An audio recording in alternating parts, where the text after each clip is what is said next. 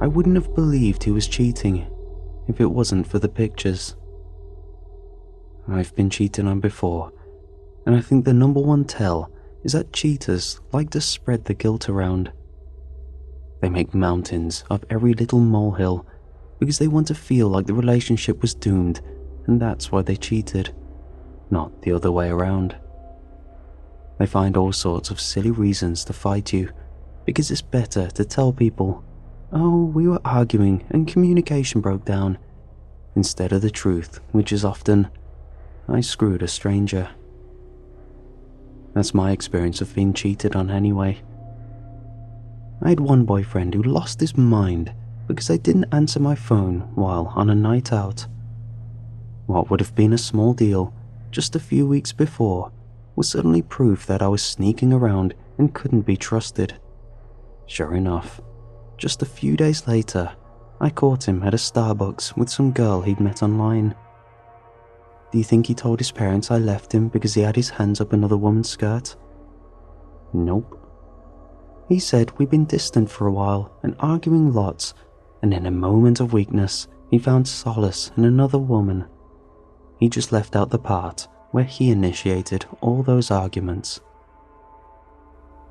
But my husband never changed. Not one bit. Didn't kiss me different, didn't look at me different, didn't change his habits, not in any way at all. Wasn't like he started randomly showering when he got home, or going to the gym at night instead of in the morning. My mother said she knew my father had started seeing someone else when she went to take his plate away and there was food left behind, and soon after she caught him looking in the mirror and sucking in his gut. I guess my point is, a lot of the time when you realize you've been cheated on, you look back and see all sorts of little clues. But I never felt that way with my husband. It was just out of the blue. The envelope arrived, thick as a pack of cards, red lipstick on the back reading, "You need to see what your man is up to." Inside were half a dozen Polaroids of my husband sleeping with another woman. Her face was obscured, but his? He had a strange look about him. Blank eyes, a strange expression, but it was so clearly him. I remember feeling so shocked that everything took on a hint of the surreal. Sounds stupid, but for the first few seconds I stared at the photos, dumbfounded, and just thought, good God, where does he find the time? Dumb. Here I was facing proof of the ultimate betrayal, and I was trying to figure out the logistics. It was a good point though, in a weird kind of way. He worked 9 hours a day, and only 2 days a week in the office, and that was a 90-minute commute. His morning routine was to wake up at 6 a.m, go for a run, cook breakfast, shower, shave, do the crossword, drive to work. I mean, really. There wasn't a lot of time where I thought he could even meet another woman, let alone build a whole new relationship. I didn't say anything when he got home. If he was such a good actor, I wanted to be one too. At least in the short term. I wanted control of the situation, and most importantly, I wanted control of myself. Didn't want to burst into tears the second I challenged him. Still, I barely slept that night. I stayed up going through the mechanisms of it all. Was she an escort? I thought that might explain the time constraints. A man could get one of those off the internet, real easy. He wouldn't have to wine and dine anyone then. What would he need, really? Some cash and half an hour somewhere private? And let's be honest with ourselves, men and women both. Half hour is a bit of an overestimate. For most guys I've been with, it's closer to a commercial break. I studied the pictures very closely, looking for answers to these weird questions. From the looks of it, they were going at it in someone's living room. I figured he might have found a prostitute with her own place nearby, although I wasn't necessarily married to that idea.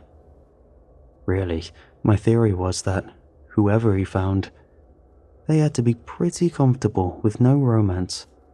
In and out, you know. He was only out of the house 2 days a week. And I knew he really did go to the office because he was once late due to traffic and his boss called up furious and I had to offer up all sorts of excuses. Still, just to be sure, I started testing him in the following days.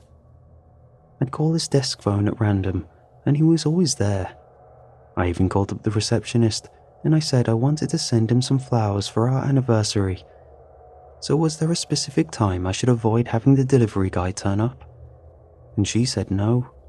He was pretty much always at his desk, except for maybe 20 minutes at lunch.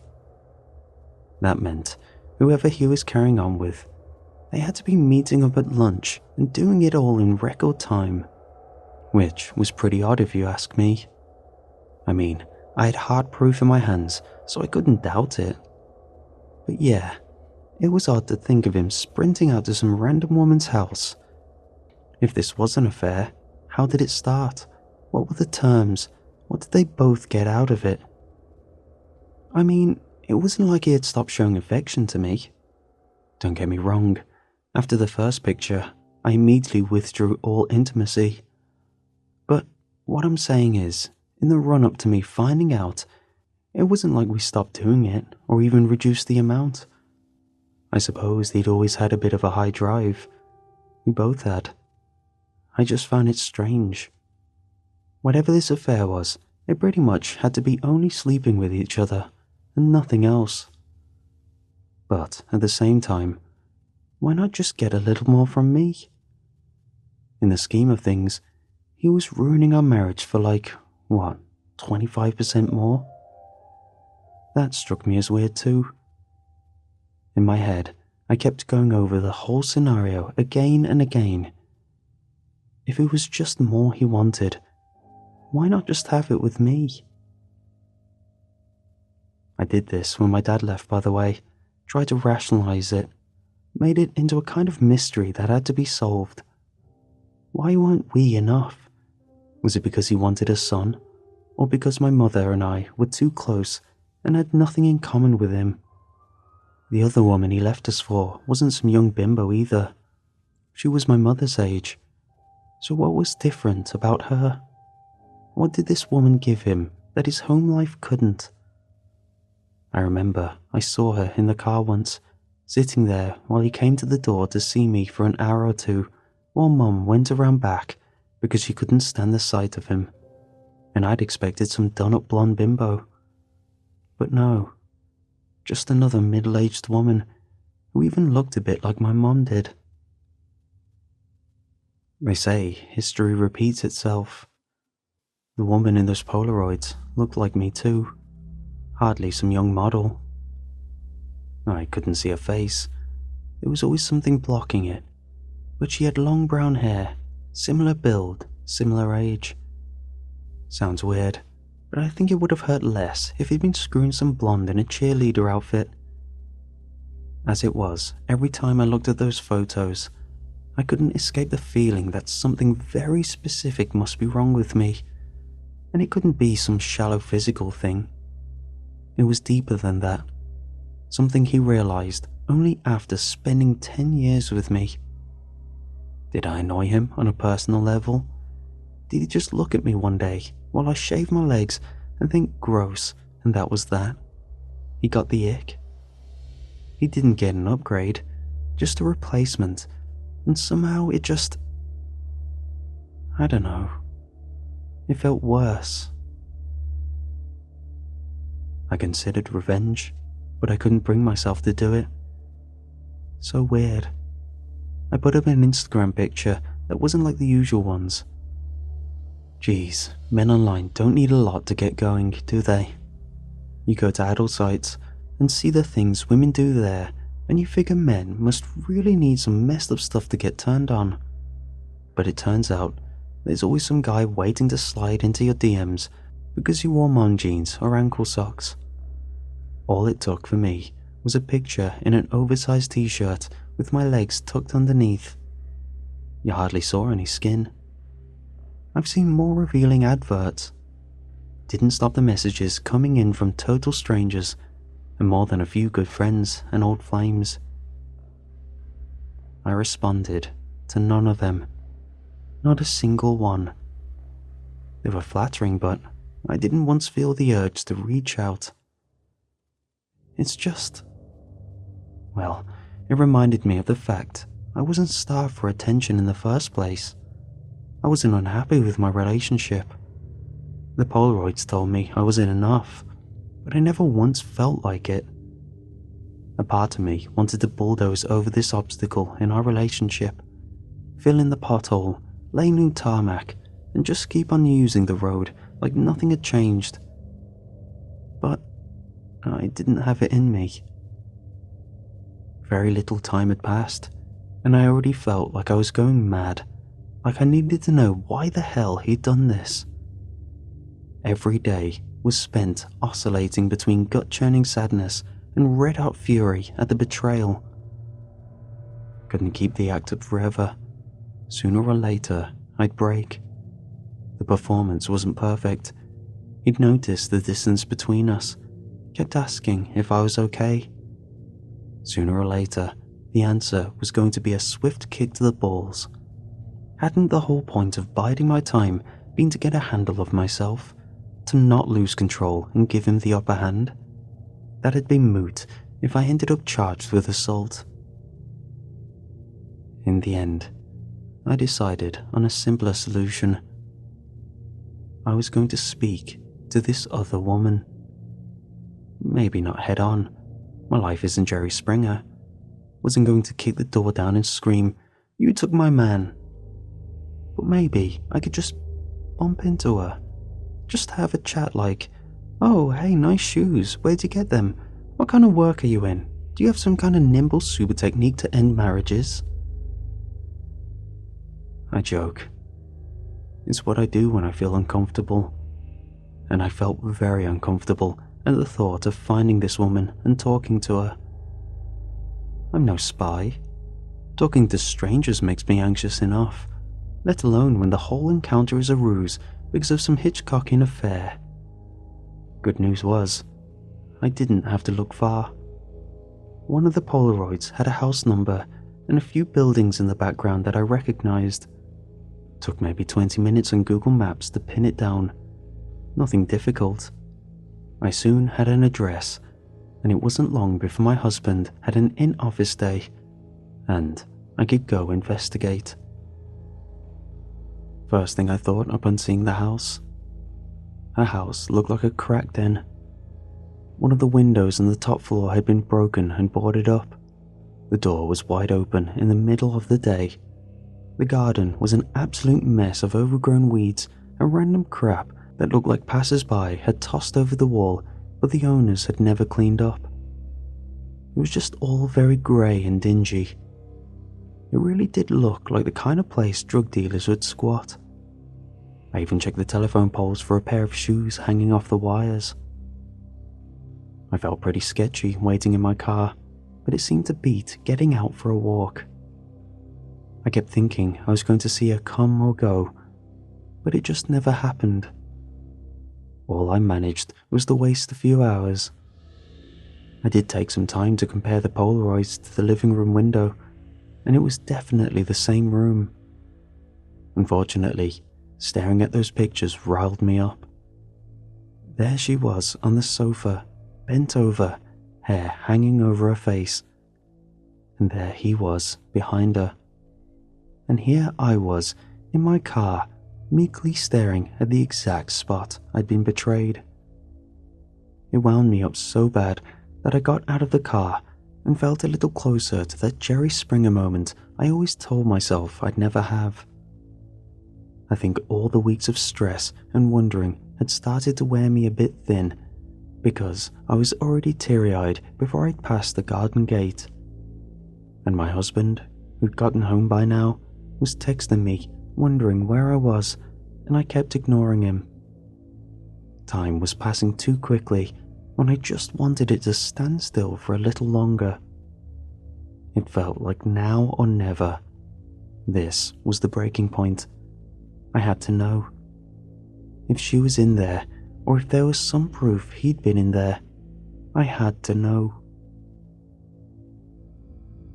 I knocked, but got no answer. Since the door was open, I leaned around and had a little peek inside, but ended up nudging it with my elbow and pushed it open even further. The hinges let out a terrible screech, like they'd been standing still for weeks or even months. If someone was in there, they should have come running at the sound. But nothing. Once I was sure I was alone, I stepped inside and revised my earlier opinion. It wasn't a crack den. It was more like a crime scene. Everything was, well, sort of clean, not destitute. There were one or two paintings on the wall, but the glass was so covered in dust I couldn't see anything of the actual images, and the carpet looked filthy, but not gross, just abandoned and left to fester. There weren't cigarette butts everywhere and needles strewn over the place. It was like a normal house that had just been left behind. The main thing I could smell was mold and damp, probably because rain had gotten in through the open door. Not really able to help myself, I went deeper into the house. I looked in the living room, the very same one in those photos, and saw the same thing I had before. A relatively neat room with a sofa and a TV that was covered in dust. Some of it had been disturbed in places, but not enough to suggest regular use. In the Polaroids, it had looked normal, but in person, it was clear to me it hadn't been lived in for years. Geez, I wondered, did they actually find an abandoned house to use? It was the only thing that made sense to me. Maybe the woman knew about it because she passed it on the way to work or something. But still, I had to wonder how a house could stay empty long enough for mold to settle in, not for kids or junkies to move in too. There was no graffiti. Some letter outside, I mentioned that, but no used condoms or broken bottles or anything like that. The kitchen was more of the same, so I went upstairs and soon had my suspicions confirmed. First bedroom on the right. Yellow police tape all over the doorframe, although it had since been torn down. Now it just hung there like old streamers from a party that had gone wrong. My God, I realized, it actually is a crime scene. Obviously, I looked inside. I think up until then, I'd fixated a little too much on my social anxiety. I kept expecting to bump into this woman and have some awkward conversation, either about her screwing my husband or me breaking into her home. But leaning into that room made me feel genuine fear. It was the sight of blood. Even old, dried brown blood soaked into an ancient bedspread. I'd never seen anything like it, not in that quantity, and not strewn around so violently. The bed itself had been massacred. Gore-soaked foam and feathers had caked all around the stab marks in the mattress, and there was blood all up the walls and ceiling. Looking at it gave me an immediate sense of what had happened. Someone had laid there, and another person had gone at them with a big knife, maybe kneeling over them. Just bang, bang, bang, one vicious downward thrust after another. I can't really put into words just how vivid it felt. One of those scenes your brains can't help but put back together. Now, who the hell would want to sleep with someone in a house where that happened? Whoever this woman was, I decided she was a freak. I decided any confrontation I was going to have about this affair could be between my husband and me in the safety of my own home where I could lock all the doors. I turned and left, hurried down the stairs, but only got halfway when I heard something strange coming from behind. A giggle that cut through the ambient sounds of my quiet footsteps and the distant traffic. Something about it made me freeze on the spot. It wasn't the laugh of a sane person.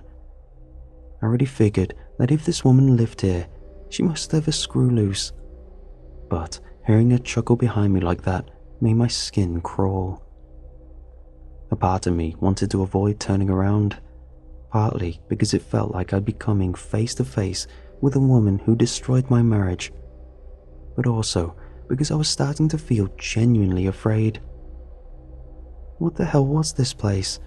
And who the hell would live here in these conditions? I don't know what got me to turn around in the end. Courage, maybe? Or just the desire to get it over with, more likely. When I finally turned, I saw a skinny woman standing on the top of the stairs, hair draped over her face. She certainly resembled the woman in the photos. Then again, what had I really seen of her face? Hair? And that's largely what I could see of the woman in front of me. Hair, wet and greasy, dripping down over her face to cover just about everything except a blood-red grin and a dirt-smeared neck. Beneath that was a body right out of Oliver Twist. Thin and scraggly, clothes hanging loose, bare feet poking out over the top step. It's weird, but it was her toes that made me feel so uneasy. I don't like feet, and hers were like something straight out of The Hobbit. Like she'd spent her whole life living in a ditch off the motorway and eating roadkill. We must have looked at each other for a whole minute before I worked up the courage to do something. She certainly didn't seem bothered at all with the silence. I half suspected she would have stayed there all night, looking at me atop the stairs. Excuse me," she squealed in a girlish imitation. Her voice, like nails on a chalkboard, had an almost physical presence to it that pushed me down one step. Without missing a beat, moving after me like a mirrored reflection, she followed down the stairs one step also. I didn't realize," she crooned while tilting her head left and right. The impression I got right there was of a crow imitating speech. "I'll just..." She grinned, and I got a glimpse of blooded teeth. I could feel it, the tension, the palpable capacity for violence that lurked in the air. She oozed it out of every cell in her body, the promise of a thumbtack in a mouthful of blood. Any second now, I told myself, and she's gonna leap down onto me and bang, bang, bang, bang. One vicious downward thrust after another, just like that bed. Her hands were behind her back, and I had no doubt they were clutching something sharp. "Screw this," I cried and turned, making for the door. It wasn't far, maybe 5 meters at most, but every single step felt like an eternity as I kept waiting to feel something at my back.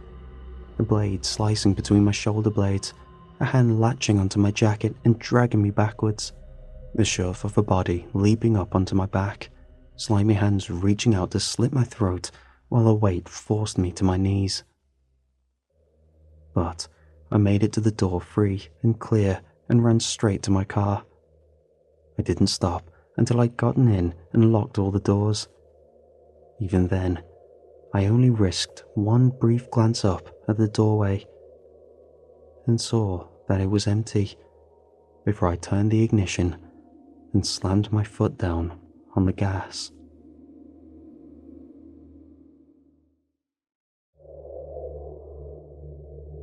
I was crying as I stumbled through the front door, unsure of what had happened, but terrified all the same. I wanted to know that I wasn't alone and cried out, but the house was quiet and empty. Lights off, no TV, no husband. I went looking and found only a letter waiting for me on the kitchen island. Nothing elaborate. Certainly not the confession I initially expected upon seeing it. It was simple, scrawled on a piece of A4 torn out of the Home Office printer.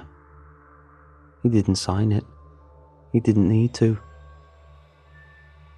I need a few days to process this. Please don't look for me. We can talk when I come home. Next to the letter was a bundle of Polaroids and an opened envelope. You need to see what your wife is up to, had been written on the back, and it was nearly identical to the one I'd received weeks ago. The photos were much the same too, only this time the man's face was obscured and the woman's clearly visible. She looked exactly like me. Not a matter of sisters, but twins. A doppelganger even, although something behind the eyes felt out of place. This was my own face, after a night of meth or heroin maybe, and yet still unmistakably mine. Of course, she was familiar for another reason too. There was no mistaking that eerie grin and greasy hair. I'd met her that afternoon. I'd seen her standing at the top of the stairs, crowing my words back at me like some puppet. I couldn't begin to fathom what sick game was being played. I just knew that I had to get in contact with my husband. I tried his number, but it was hardly a surprise when he didn't pick up. I tried again and again and again until, well, it must have been the 15th try when he finally responded. He didn't answer my calls directly. I wasn't lucky. But he did send a voice note. Looking back, it seems so obvious. I assume this started a few weeks ago, yeah? That's when you withdrew. At first I thought maybe I'd done something wrong, but as the days wore on, it became clear to me that something deeper is at play. Never in a million years did I expect this, though. I mean, maybe... I don't know. There were times I thought maybe you were pregnant, afraid after what happened last time. Geez, I thought it could have been anything, but not this. I need time, a day at least, before I even speak to you. This is the last you'll hear of me until I unblock you. Please don't keep reaching out to me. I don't know if you want forgiveness or just to blame me or try and lie your way out of it. But before any of that can happen, I need a day to gather myself. I'll speak to you when I want to speak to you, not before then. I was so frustrated with this, I whipped my phone at the wall and began to cry, mewing the word stupid at myself over and over again as I realized just how badly I'd been played. In hindsight, it was so obvious I could claw off my own skin with anger. Yes, I'd pulled away. Yes, my behavior had changed. Yes, I'd become irritable and prone to arguing over the silliest little things. This whole thing had been a setup from the start by that crazy woman, and I'd walked right into it. Who's to say that was even my husband in those photos? I mean, if I had a look-alike, why not him? If I just confronted him on day one, maybe we could have made sense of it.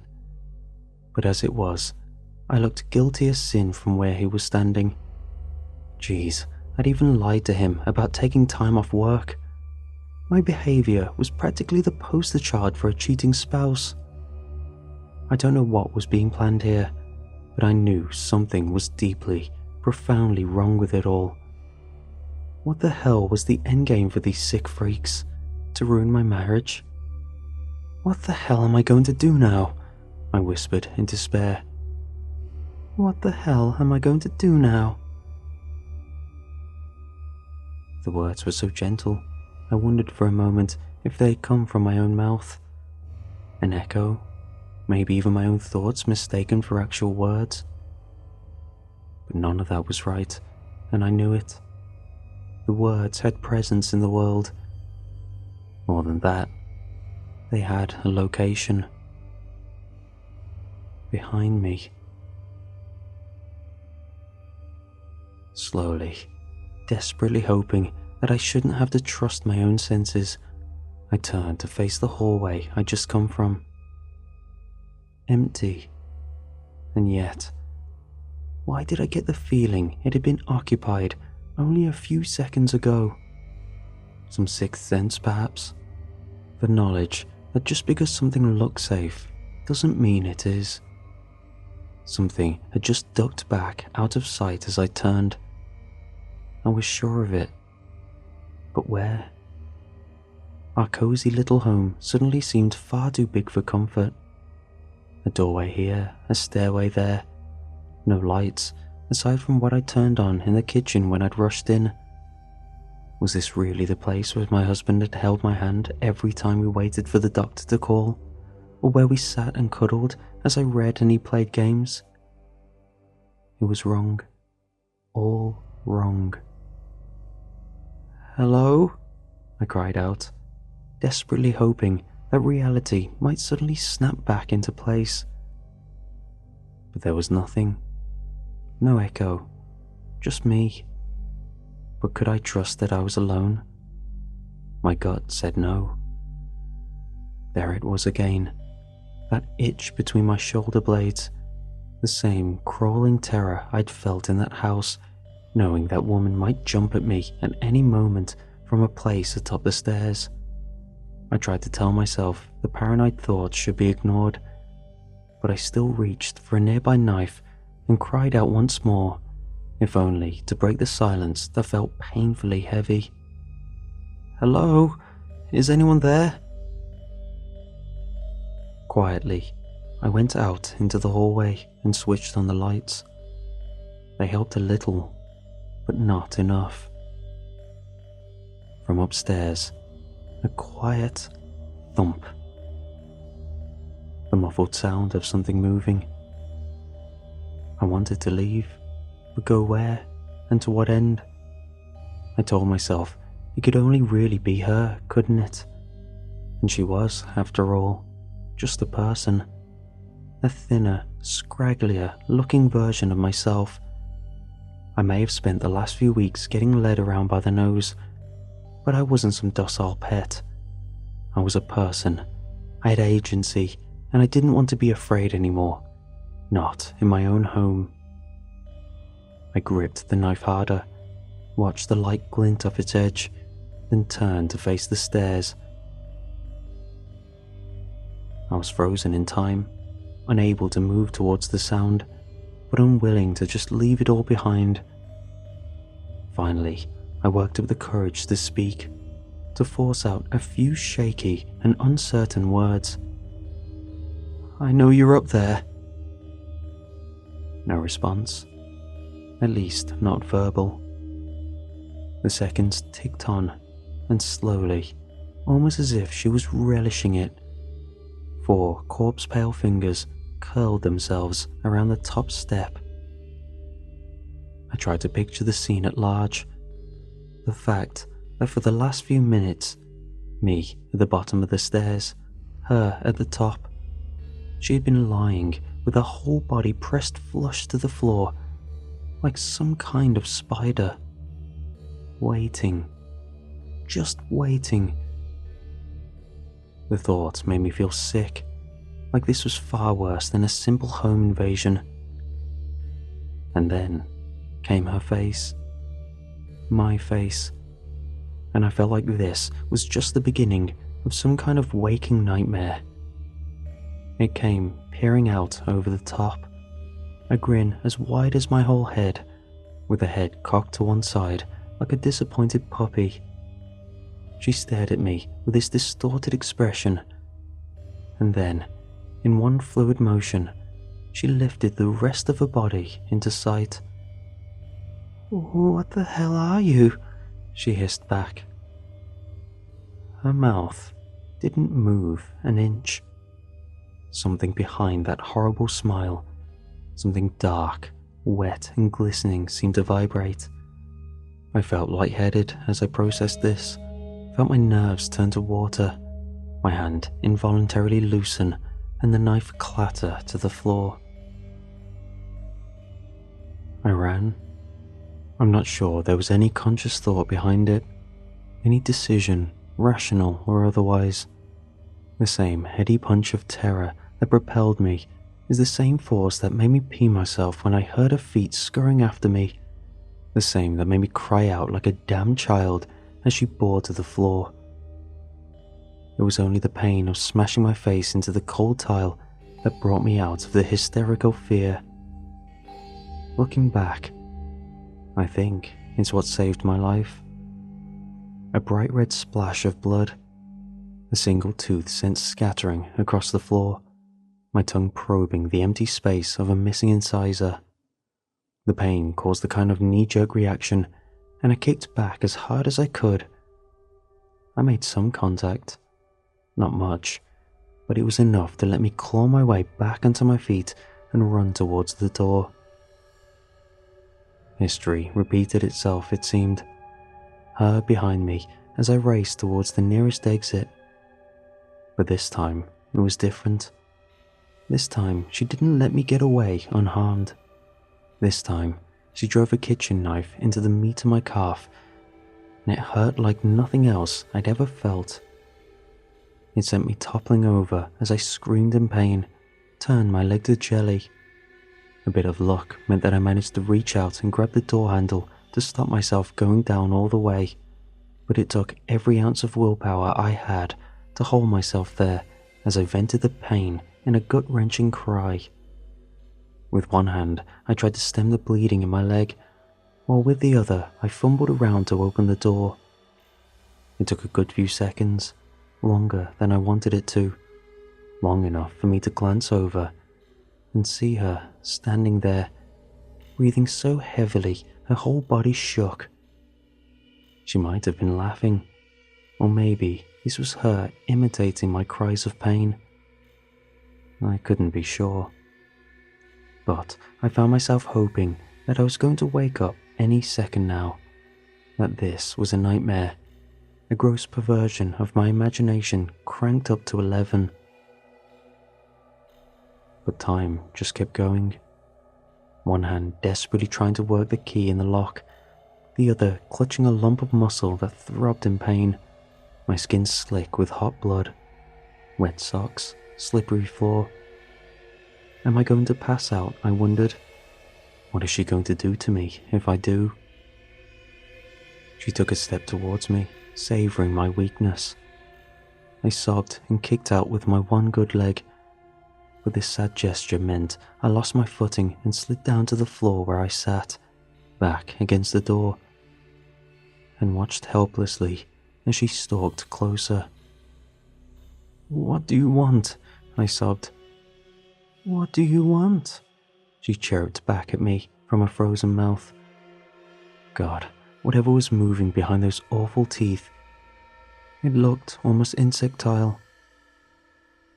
The last thing I remember before the pain became too much was a face, closer than it should be, and all lit up impossibly bright by a swirling cascade of blues and reds. That face of hers, my face. It was haunting. Bloodshot eyes that darted over my features like a predator savoring its kill. And that mouth, and the chitinous thing that swirled within, slowly opening wider and wider. I awoke, screaming. Several orderlies, big men, pinning me down as panicked nurses and doctors worked away at my leg. One of them told me I was safe, but it took an age for the words to sink in. It was only when I remembered the lights that I began to calm. Red and blue. A neighbor had called the police in response to all the noise. When the nurses explained what had happened, I cried with relief. Who would have thought I'd be so thankful for nosy neighbors? They figured it might have been a domestic situation gone wrong, but when the cops turned up and found me bleeding all over the floor with a 6-inch carving knife jutting out of my leg, They knew it was much, much worse. A home invasion, they told me. I wanted to correct them. I stammered out a kind of fumbled response about a woman in my home, and they nodded. But how could I explain to them the madness of the last few weeks? When they told me about my missing clothes and jewelry, about the way someone had clearly ransacked the home for valuables, it was clear as day they made up their mind about it being a burglary gone wrong. The thought of her rummaging through my things disgusted me. The notion that she had gone rifling through my things. Of course, my clothes and jewelry were missing. That nightmare of a woman seemed to get a kick out of imitating me. Did this mean the next time she appeared, jumping out of some dark closet or unfolding herself from the back seat of my car, she'd be dressed in my clothes? Clothes I'd once loved, now blooded and filthy. Jewelry my mother and father had given me draped around her neck. "My husband?" I asked the nearest policeman once he was done with the questions, notebook folded, standing up. He was getting ready to leave. "Have you heard from my husband?" "He's on his way." Tired beyond belief, I fell backwards and began to cry. The policeman, clearly aware of what I'd been through, let himself out without another word, and I lay there alone for what must have been hours. I think I passed out again, or just fell into a very deep sleep. When I awoke, it was to the feeling of cold morning light filtering through the half-closed blinds. Slowly, I realized that I'd stirred to the gentle and reassuring sound of my husband's voice. "Hello?" I smiled at the realization he had come, and the familiarity that the sound of his voice brought. The feeling of safety. After everything I'd gone through, it meant the world to me to have him so close again. I turned over and saw him standing there, facing away from me. "Daniel?" I tried to keep my voice clear, but got less than halfway through his name before it turned into a great big sob. "Oh, thank God you're here." "Who are you?" I frowned. The choice of words confused me, but my husband didn't move or turn to face me. That in itself was enough to make me sit upright. "Daniel?" I repeated. "What are you doing in my room? Get the hell out of here." "Dan?" "Jeez!" The sudden exclamation made me jump. My heart rate spiked. Some machine close by began to screech. But still, my husband did not move. "Jeez, what the hell are you?" he continued. "Oh my God!" He began to scream while remaining perfectly still with his hands behind his back, head tilted to one side. Just as suddenly as the crying out had begun, it stopped as several medics began to race into the room to check on me. My head grew light. The world began to spin. Slowly, at last, my husband turned to face me as the nurses crowded around, asking a dozen questions, none of which I seemed to hear. I saw his face. God, his face. A grin as wide as his head, bloodshot eyes, greasy hair, and a sort of dazed, drug-addled look. When he spoke one final time, his lips did not move, but behind that strange and warped mouth, there was the barely visible glint of vibrating black carapace. "What are you?" he said, a dying rattle. One last exclamation before he turned to leave. The others in the room were oblivious to him, focused as they were entirely on me as a dozen alarms went off. As I watched him leave, a sickening realization dawned on me. One that threatened to crowd out the last vestige of consciousness. That thing was his doppelganger, and he had been repeating my husband's dying words right back at me.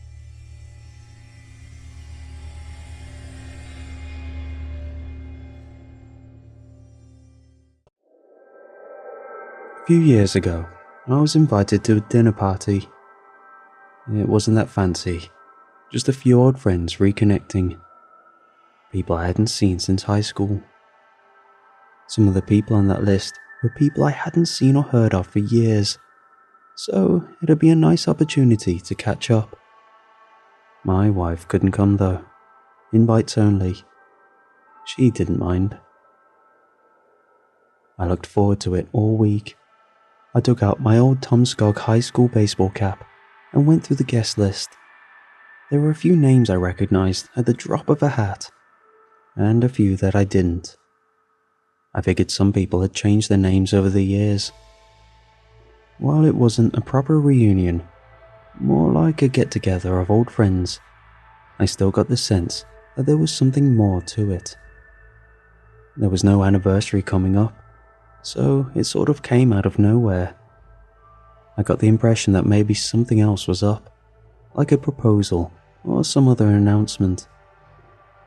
The big night took place on a Saturday, at a rented venture just outside of town, some old clubhouse. Nothing big or fancy, but enough to house the 8 partygoers that had pressed the "I will attend" button. I got there a bit early, dressed up in my favourite jacket, sporting the classic baseball cap. It smelled a bit like mildew, but what the hell. If there ever was a time to wear it, this was it. Rolling up to the house, the first person I ran into was the host herself. Jerry, short for Geraldine. She was the de facto head of the AV club back in high school. The elected president of the club was often missing or off doing their own thing, leaving Jerry to take care of the practicalities. If there was one person I'd bet on to arrange a night like this, it'd be her. She swept me up in a big hug, pulling a little on my baseball cap. "Oh, we're bringing out the big guns, huh?" She laughed. "Should have kept my club sweater. Gotta represent the Togs." The stupid name we used for the locals. It was still around. Over time, the others dropped in. Nellie, the overachiever, Ollie, or Ole, who was on the student council, Chris and Corey, the twins, Omar, who didn't move in until the final year, but instantly made himself part of the group. Finally, we just waited for Tess. It was getting late, so we figured she could catch up later. We had a couple of drinks and got snacking on some appetizers. Jerry had arranged for a catered meal. It didn't take long for us to fall back into our old roles, finding our way back to each other like we'd never left. There is a saying that the better you know someone, the less you need to talk to them. It really is true. It was just a matter of minutes before we were right back to where we left things all those years ago. But Tess was a no-show. I figured she'd run into some sort of last-minute issue, but Jerry wasn't convinced. If anything, Jerry was being a bit strange about it, avoidant. Halfway through the main course, Nellie checked her phone. She fell silent all of a sudden. It was hard to tell, since everyone else was laughing and chatting about, but I saw her lift her hand to her mouth, and her eyes stopped blinking. She'd seen something shocking. I gently elbowed Omar next to me, who noticed the same thing. Once the two of us quieted down, so did the others. It didn't take long for the entire table to notice. Nellie looked up at us. There's been an accident. I think Tess is not... She sniffled, putting down her phone. She buried her face in her hands, trying her best to hold back the tears. Everyone picked up their phones, trying to see if what she'd said was true. Checking local news, social media, anything. But I kept my eyes on Jerry. She was unnaturally quiet about this. It didn't take long for the room to devolve. Nellie was openly weeping. Olay just went pale, staring into the wall. Chris and Corey started arguing about the details as they differed from one source to the next. Omar just shook his head over and over, trying to convince himself it wasn't true. But of course, it was. Turns out Tess had some kind of aneurysm earlier that day. Out like a light the moment she sat down in her car. Completely unavoidable and undetectable. It just took some time for people to notice, since it looked like someone just sitting in their car. But Jerry just sat there, sipping a wine. She didn't look at her phone, and she didn't join the conversation. There was a shake to her hand, like she was suddenly nervous. I wanted to pull her aside and ask her about it, but there was no space. People were talking over one another, calling out, demanding my attention. All the while, Jerry didn't move a muscle. Then, the power went out. It went completely dark. For a moment, all I could see were faces lit up by smartphone screens like ghastly apparitions. I joined in, and so did Jerry. The discussion just died as we all looked at one another. At some point, someone turned their phone towards the table, as if looking for something. As the light panned across the room, we all noticed, in unison, a shape. It was only there for a fraction of a second. Something tall, dark and spectral. Arms that reached all the way to the floor. Something sickly thin and black as oil. There was a shrill screech, like the cables inside the walls were burning, screaming for help. This high-pitched burn, something overloading, bathing the room in the smell of burnt plastic and gypsum. In the blink of an eye, the power returned, and with it, the dark disappeared. The room erupted. Nellie was on her feet, backing away from the table. Ollie crouched down. The twins just stood up, looking lost. Omar just froze, not knowing what to do. But my eyes landed on Jerry and what she was doing. She just sat there, staring at the space where the dark thing had stood. As the room fell silent, I caught her attention. "What's going on?" I wheezed. What was that?" Jerry shook her head. As the rest of the room turned their attention to her, she began stuttering. Her eyes shifted from one to the next, until she finally gave in. It's hard to explain." So now we got the real story. It started a couple of months ago. It started with a woman named Gwen. She had been an acquaintance at best, someone that most of the group hadn't interacted much with. She was part of another clique, in a way, and there wasn't much crossover between the groups. She had suddenly passed, leaving some former classmates devastated. Tess had heard about it somewhere in a social peripheral. One post in particular had stood out. In one of the memorial comment sections, someone mentioned, "She knew this was coming. She'd seen the spectre of death. She told me, and I think she was at peace." After that, There'd been 2 more deaths, a man and a woman, both dropping dead within a month of one another. Again, vague hints to seeing something and a spectre. But this time, Tess knew them a little better. In fact, she talked to one of them just weeks ahead of their death. 2 things became apparent. 1, that they were being followed by something, and 2, that they knew their time was running short.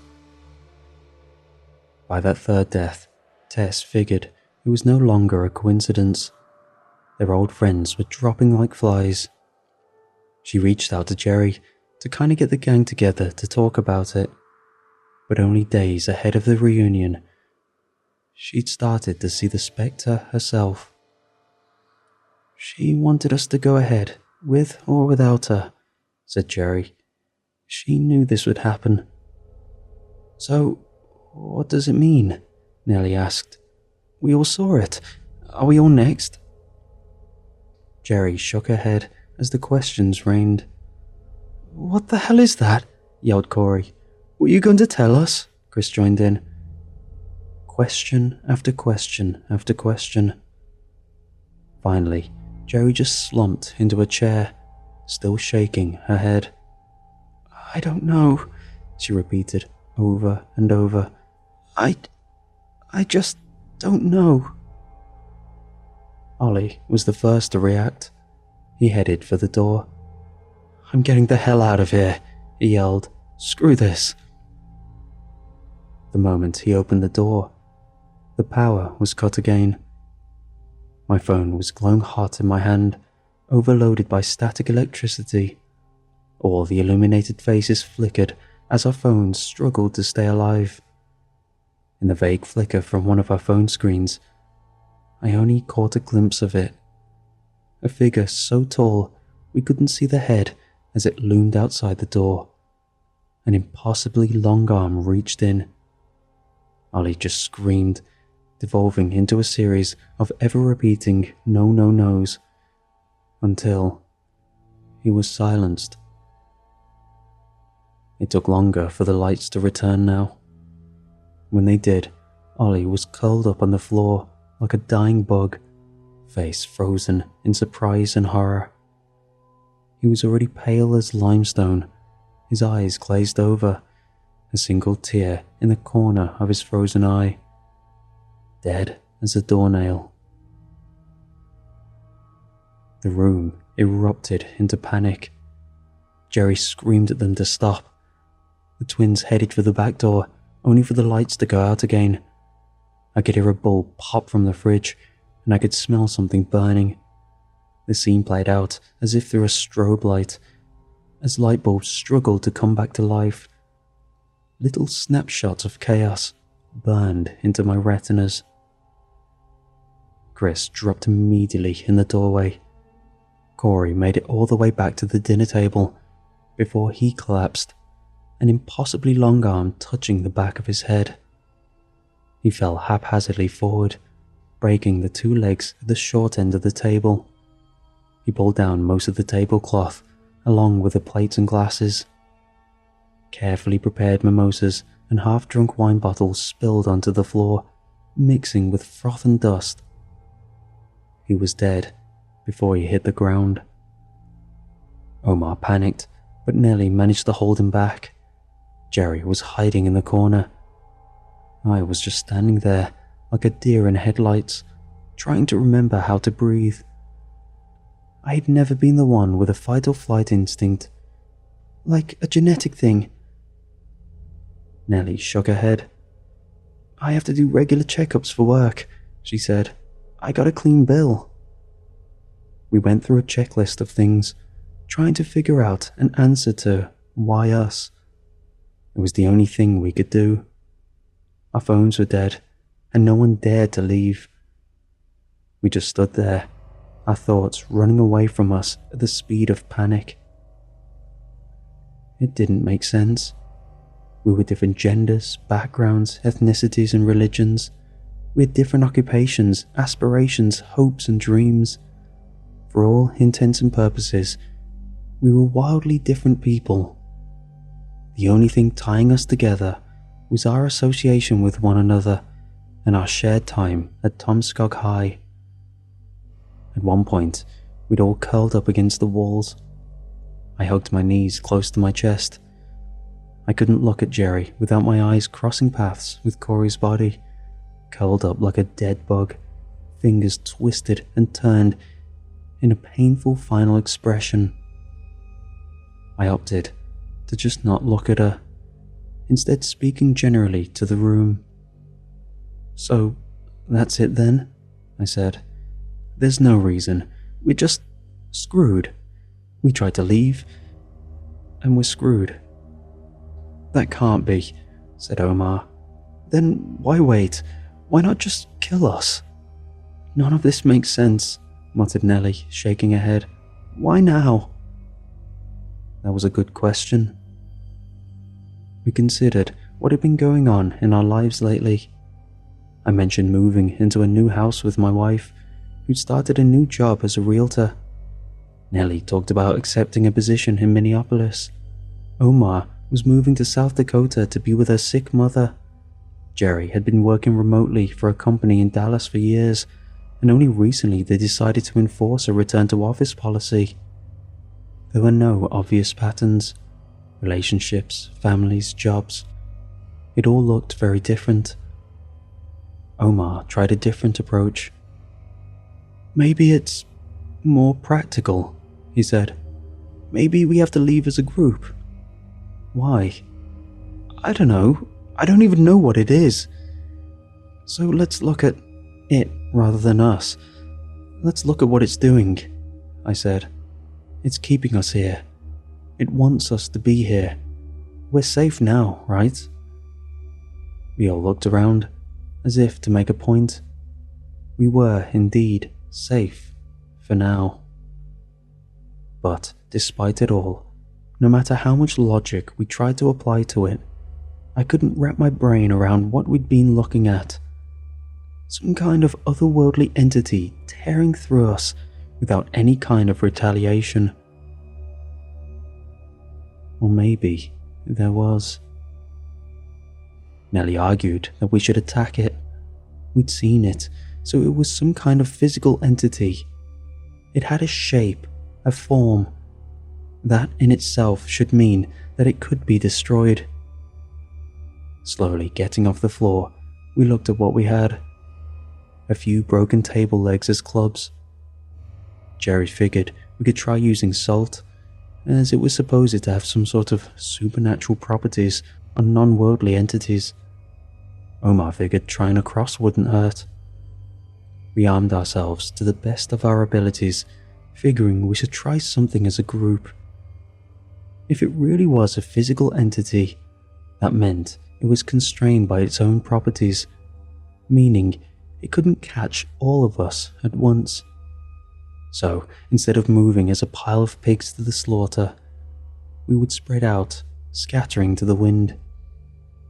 It was risky, but it was all we got. Omar positioned himself by the front door with a table leg. Jerry got the back door with a frying pan.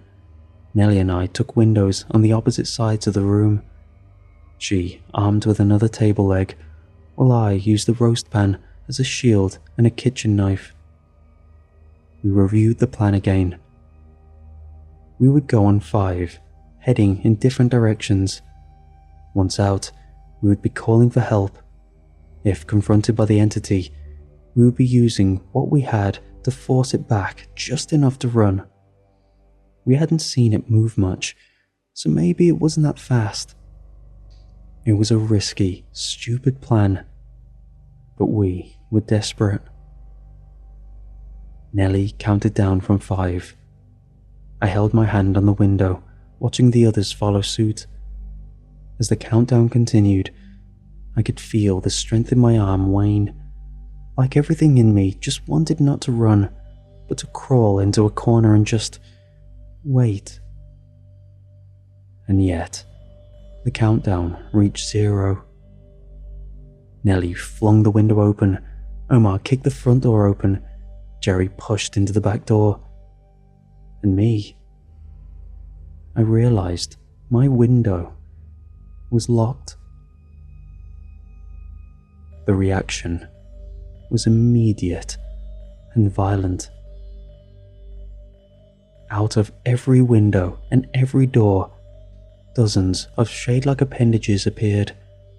Knife-sharp, bone-like fingers reached for us. The windows were blown apart by the pressure, covering my hand in 100 little cuts, shattered pieces of glass boring into my hair.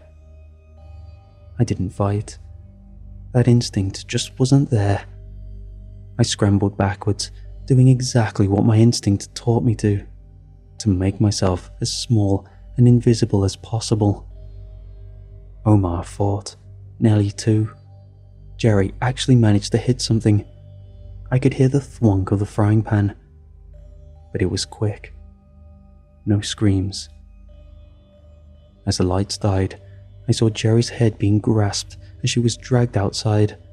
Her heart stopped before she even dropped the frying pan. Nellie got halfway across the room before they got to her, making her faceplant into the hardwood floor in a morbidly comical manner. An entire life snuffed out, ending with an embarrassing self-inflicted nothing. Omar just stood there as one of the things loomed over him. It reached for him, and he did nothing. It was calm, collected, even reverent in a way. But as what looked like a thumb approached his forehead, he started shaking his head. "No," he pleaded. "No, I can't. Not like this." And with that, he fell to the floor, empty. They made no sound. Dozens upon dozens of spectres poured into the room, surrounding me. I wanted to scream, but my breath was stuck in my throat. I couldn't believe what I was seeing. It was so far from the world I knew that it started to feel like a bad dream. It simply couldn't be well and truly real. But feeling that cold hardwood floor against my cheek made me think differently. I looked up, only to see one of the spectres looming over me, so tall that its head cut through the ceiling. It reached for me, a thumb-like appendage reaching for my forehead. And in that moment, it spoke to me. Less of a voice, and more of a series of impressions. It's hard to explain.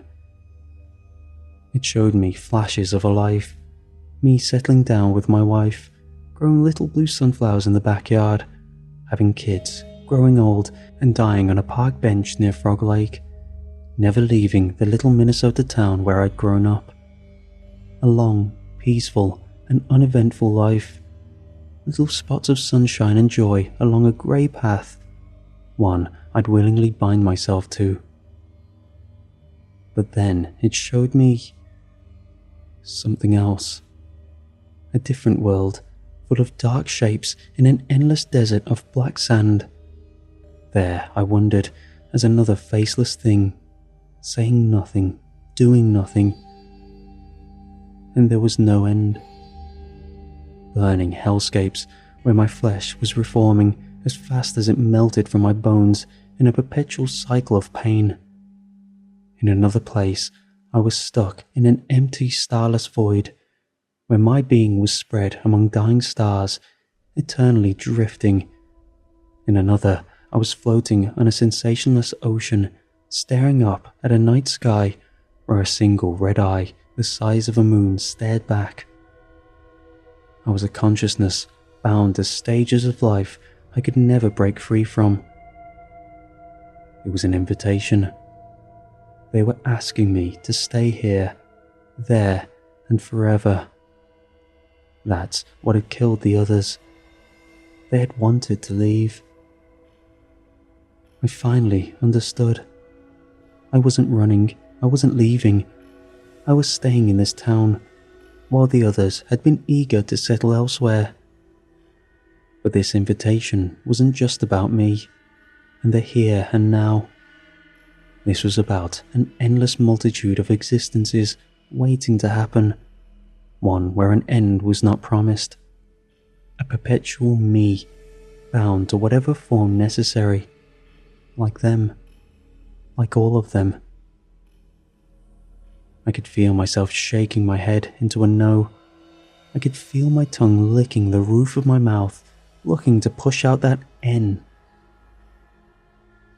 But I couldn't. I froze. "Yes," I cried. "Yes, of course."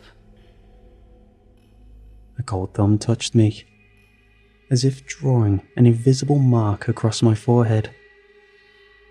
And that was it. One by one, they left. They'd gained what they came for. A recruit. Someone to stay with them, to join their group at an unfathomable cost. The final one left with a breeze, knocking over my Tomskog High baseball cap. Home of the Togs. I just stood there, alone. Contorted remains of people I used to know littered the floor. Husks. The lights came back on, phones buzzing across the room, pings from missed calls and messages. But after all the notifications died down, all that was left was me, sobbing on the floor, doomed. You might have heard about all this, but in another way. They blamed it all on wine poisoning. There was a sham investigation. I think something around 2,000 bottles were recalled. Not a single soul believed my testimony, and my lawyer recommended me to retract my official statement, as it would either send me to a madhouse or get me in legal trouble. Perjury, maybe. Instead, I said that I simply didn't drink any wine, that I had settled for a beer. That in itself was a lie, but everyone was willing to believe it. Perhaps they all knew there was more to it. Perhaps they didn't care. A few years down the line now, I have 2 daughters. I have a nice job. My wife and I get along well, caring for the house together. It is a good life, but I can't help but to get that nagging feeling that I've doomed myself, that there was something waiting for me that I can't come back from, that maybe, at the end of all this, I am the one getting the raw deal, and not the shriveled up corpses that I left behind in that clubhouse. They say that you never really leave the small town life, that it follows you through your life, one way or another. I never thought it'd be this literal.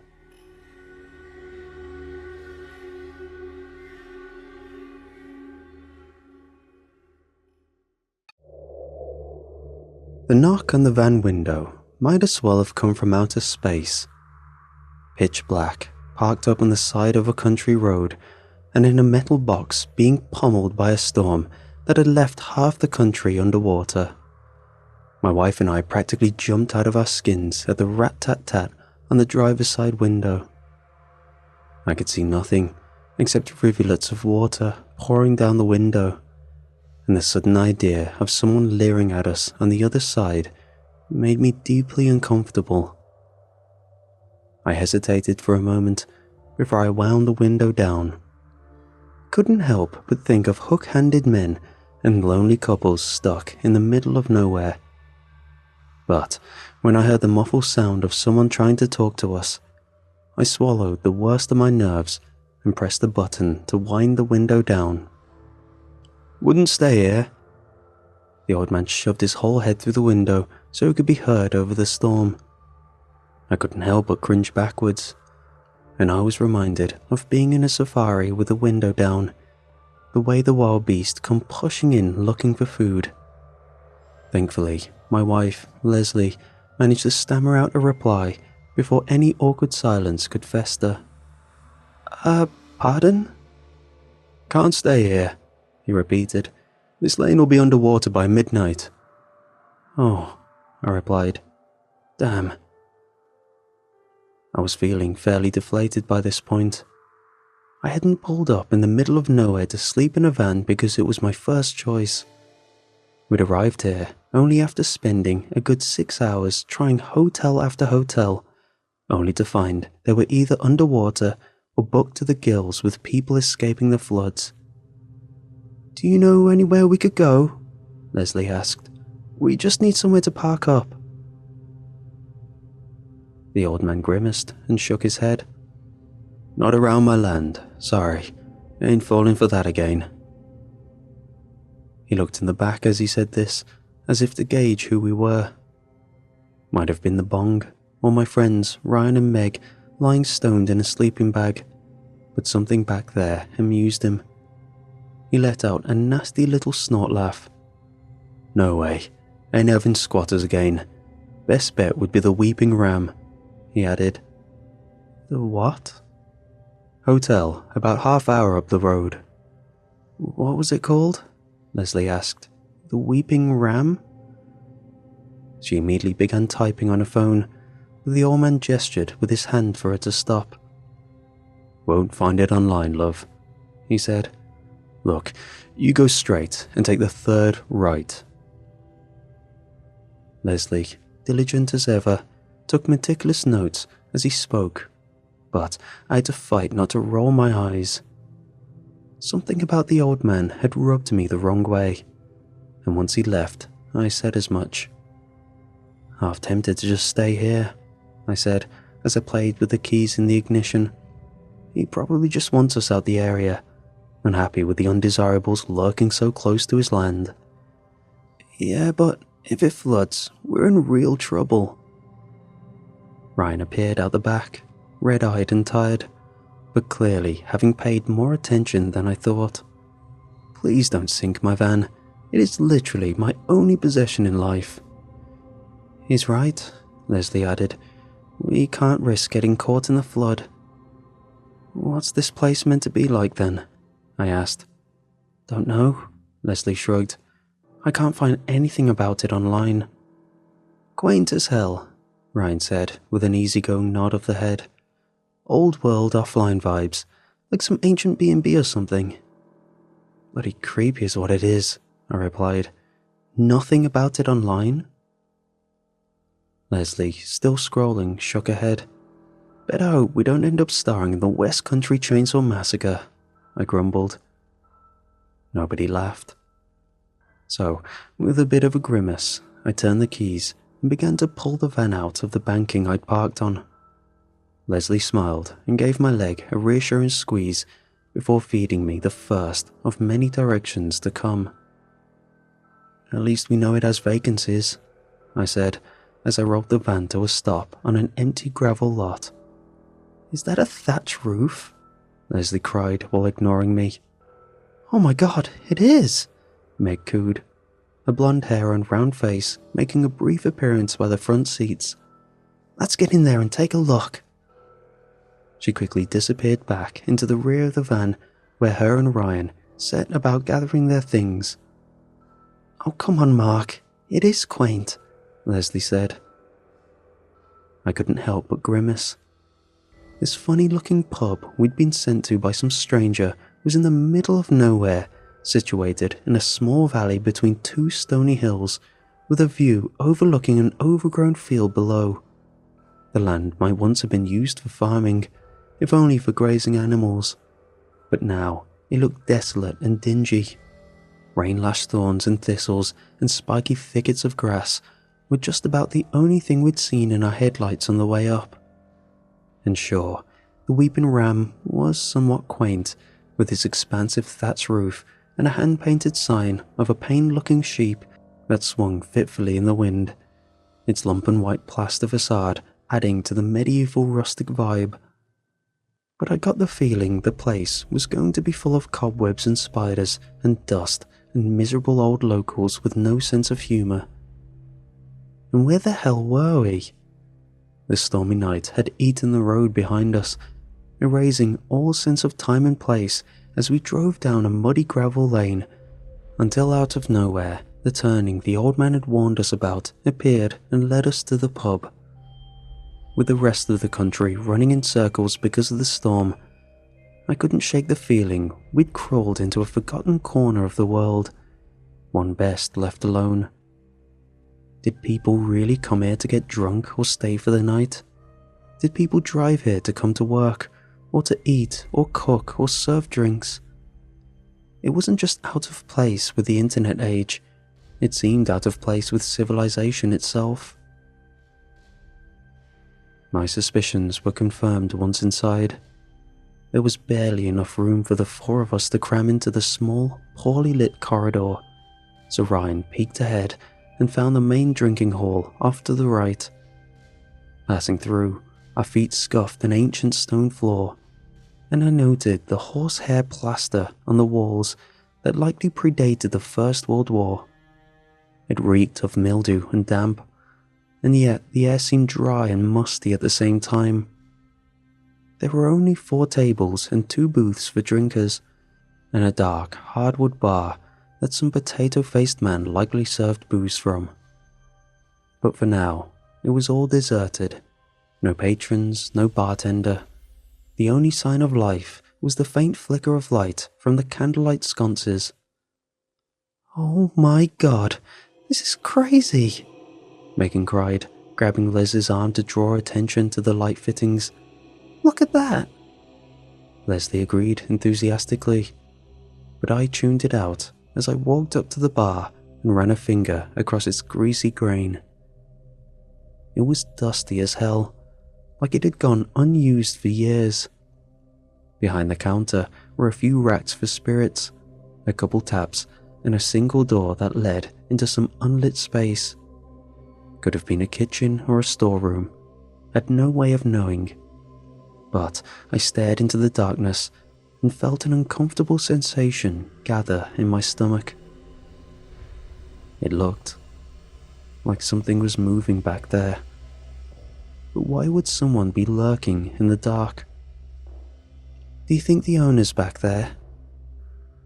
I didn't hear Leslie approach, so I couldn't hide my fear when she spoke, jumping like some spooked child.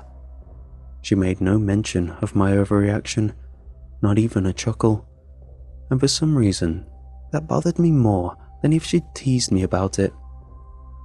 "Let's see," I said, and went behind the bar and into the darkness.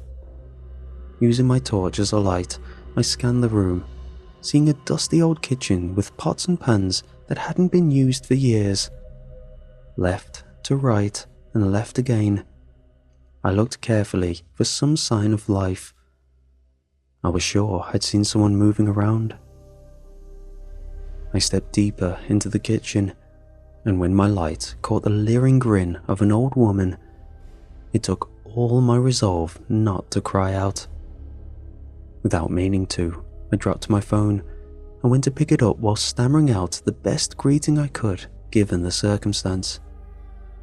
"Excuse me," I cried, unable to shake the image of the strange-looking face I'd just glimpsed in a dark room. "Sorry, I didn't mean to intrude or anything, it's just we were directed here by—" The words stopped dead in my mouth when I stood up and brought the light up. There she was again, that old woman, eerie grin and wide eyes, pallid white skin, hands held together in front of her like an elderly headmistress supervising some exam. And she hadn't moved since I'd last laid the torch on her. Not an inch, not a millimeter even. There was no motion to her, no breath, no reaction, not even the constant darting micro-movements of the human eye that are barely perceptible, but always, always there. Somewhere, my mind told me this must be a mannequin, not a person. Too uncanny, not right. And yet, it couldn't be. She was so lifelike. I couldn't help but take a few steps towards her, noticing faint, downy hair along her cheeks, liver spots by her hairline, and 1,000 other details that I refused to believe were the product of some crazy artist working with wax. But her eyes did not even dilate when the torch glinted directly off their glassy surface. No human could stand in darkness and have a torch beamed into their eyeballs and not even flinch. It just wasn't possible. "Oh my God," I muttered before realizing I had to show the others this incredible find. Slowly, I backed out of the room, not yet willing to turn my back on that creepy thing, and found the others admiring the old wood-burning fireplace in the corner of the room. "Any luck back there?" Leslie asked when she saw me.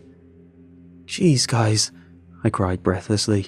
"You won't believe—" I was interrupted by the urgent cry of a brittle feminine voice. "Oh no, just look at you poor things." The old woman appeared behind us as if out of nowhere, and my stomach hit the floor. With a warm smile and gentle, grandmotherly tone, she swept past me and towards my friends, where she immediately began cooing over them. "Oh, you're drenched. Look at you. How on earth did you make it up here in this weather? You must be freezing and hungry too." The others reacted normally, as anyone might when greeted by a friendly old landlady, but I stood rooted to the spot, not sure if what I was seeing was even real. Her clothes were identical to the thing in that room, as was her hair and face. Everything was the same, except for that deeply unsettling expression, that ever so slightly too wide grin that had terrified me just seconds before in the dark was gone, replaced with a surprised but welcoming smile. While everyone was busy being fawned over, I quickly backtracked into the kitchen and shone my light at the corner. It was empty. "Mark?" Leslie called, and I went back into the lounge. "Mark, come on. This is Bernadette. She's going to show us to our rooms." "We're not strictly open for business," the woman said, with what seemed to me to be not quite sincere concern. "But I cannot possibly turn anyone away in weather like this." She smiled at Leslie, and then at me. And for the briefest of moments, hidden in the fractions of a second where Leslie wasn't looking, the old woman winked at me.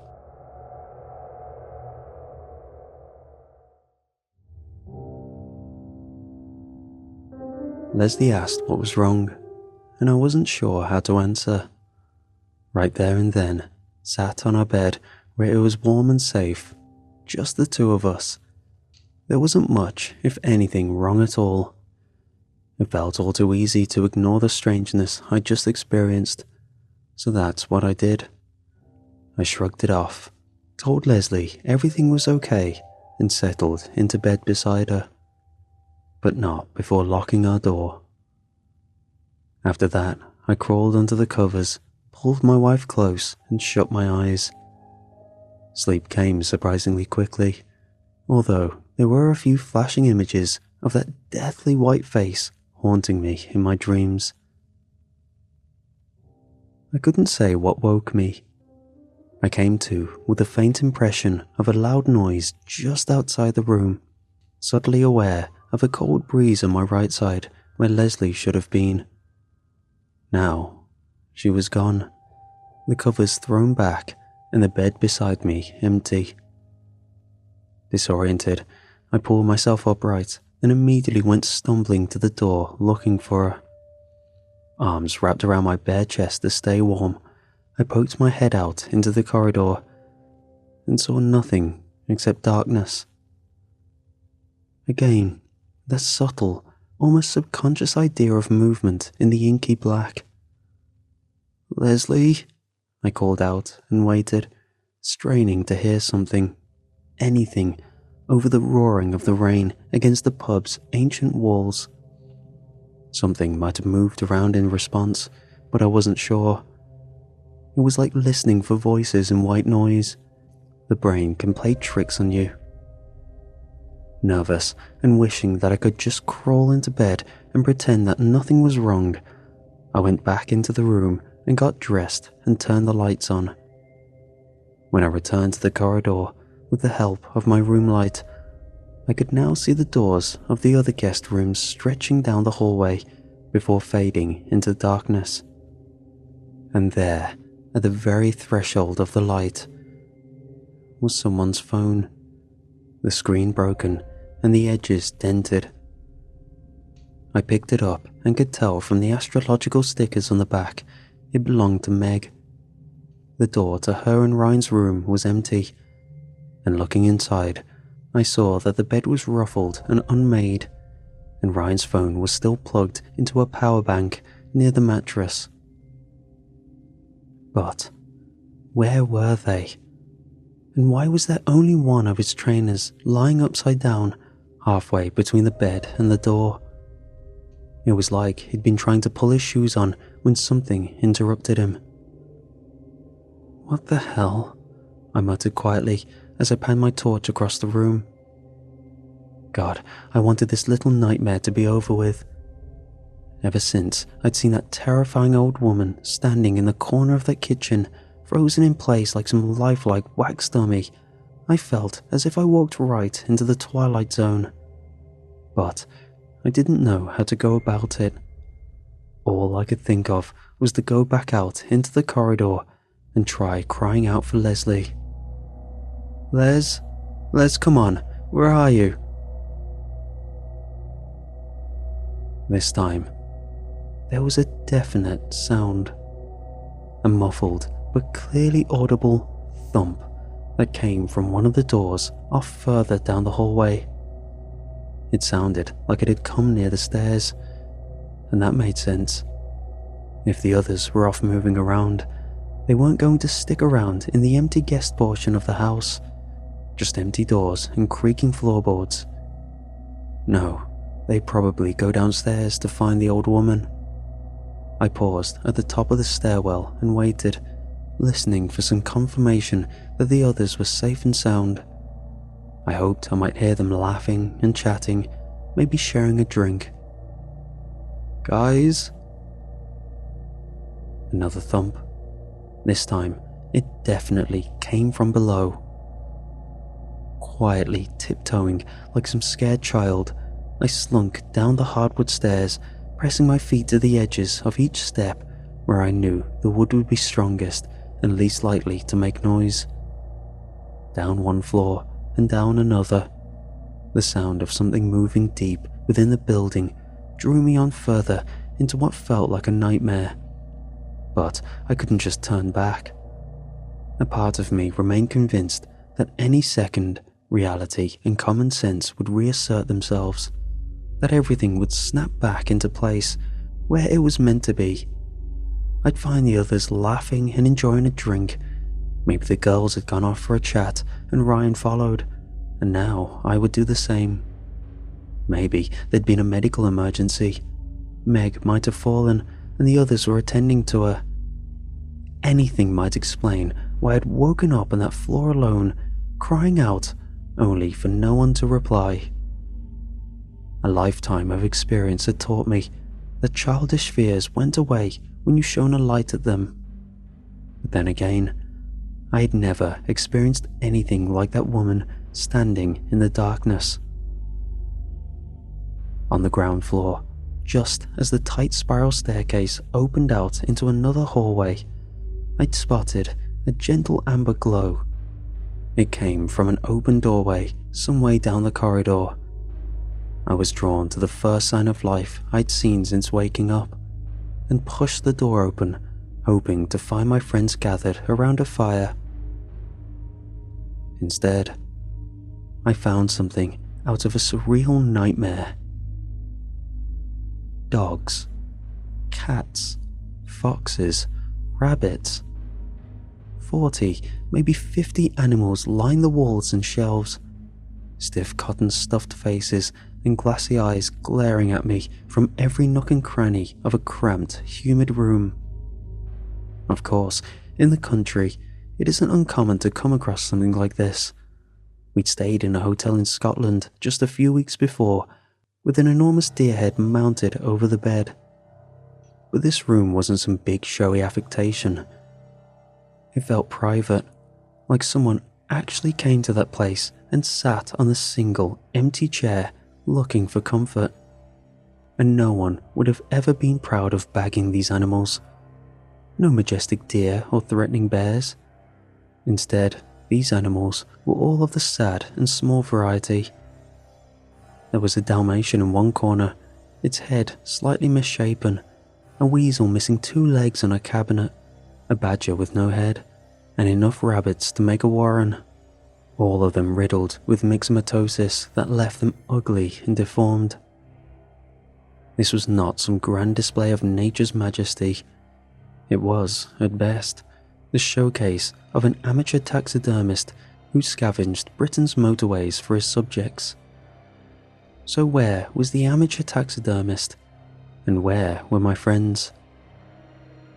Hello? I had to force the lone word out of my mouth. Again, I was looking for that sense of reality and normality.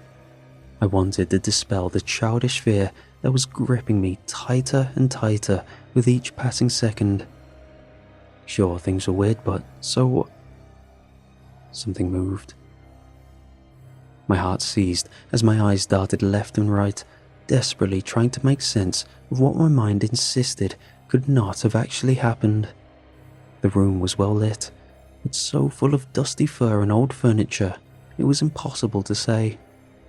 Too many shadow-lined shelves, too much space to keep track of. Was I sure anything had moved at all? I took a step further into the room and tried to make sense of it all. If I had seen something move, where? My gut told me the movement had come from the corner with the Dalmatian. I took a closer look at it and grimaced. I love dogs, love them dearly, but I didn't love that one. For a start, it was dead. Whoever had set out to remake it might have had good intentions. But come on, you can't just stuff Fido full of sawdust and call it anything other than a pile of dog-shaped sawdust. Draping the poor animal's skin over it does nothing for me except make my skin crawl. And that goes for good taxidermy, the kind you might find on display in some eccentric's house. But this Dalmatian was all out of shape. Its abdomen bulged irregularly, its eyes pointed in different directions, and its glossy, open mouth didn't bear the welcoming smile of a friendly canine, but instead the slack open-jawed expression of some malicious idiot. Thump. The sound that I'd been following returned, this time closer than ever before. It sounded like it had just been outside the hallway. I went and checked, staying close to the doorway where there was at least sufficient light. There seemed to be nothing. But when I turned back to the room full of animals, I felt a terrible, overwhelming sensation of wrongness. The Dalmatian was gone.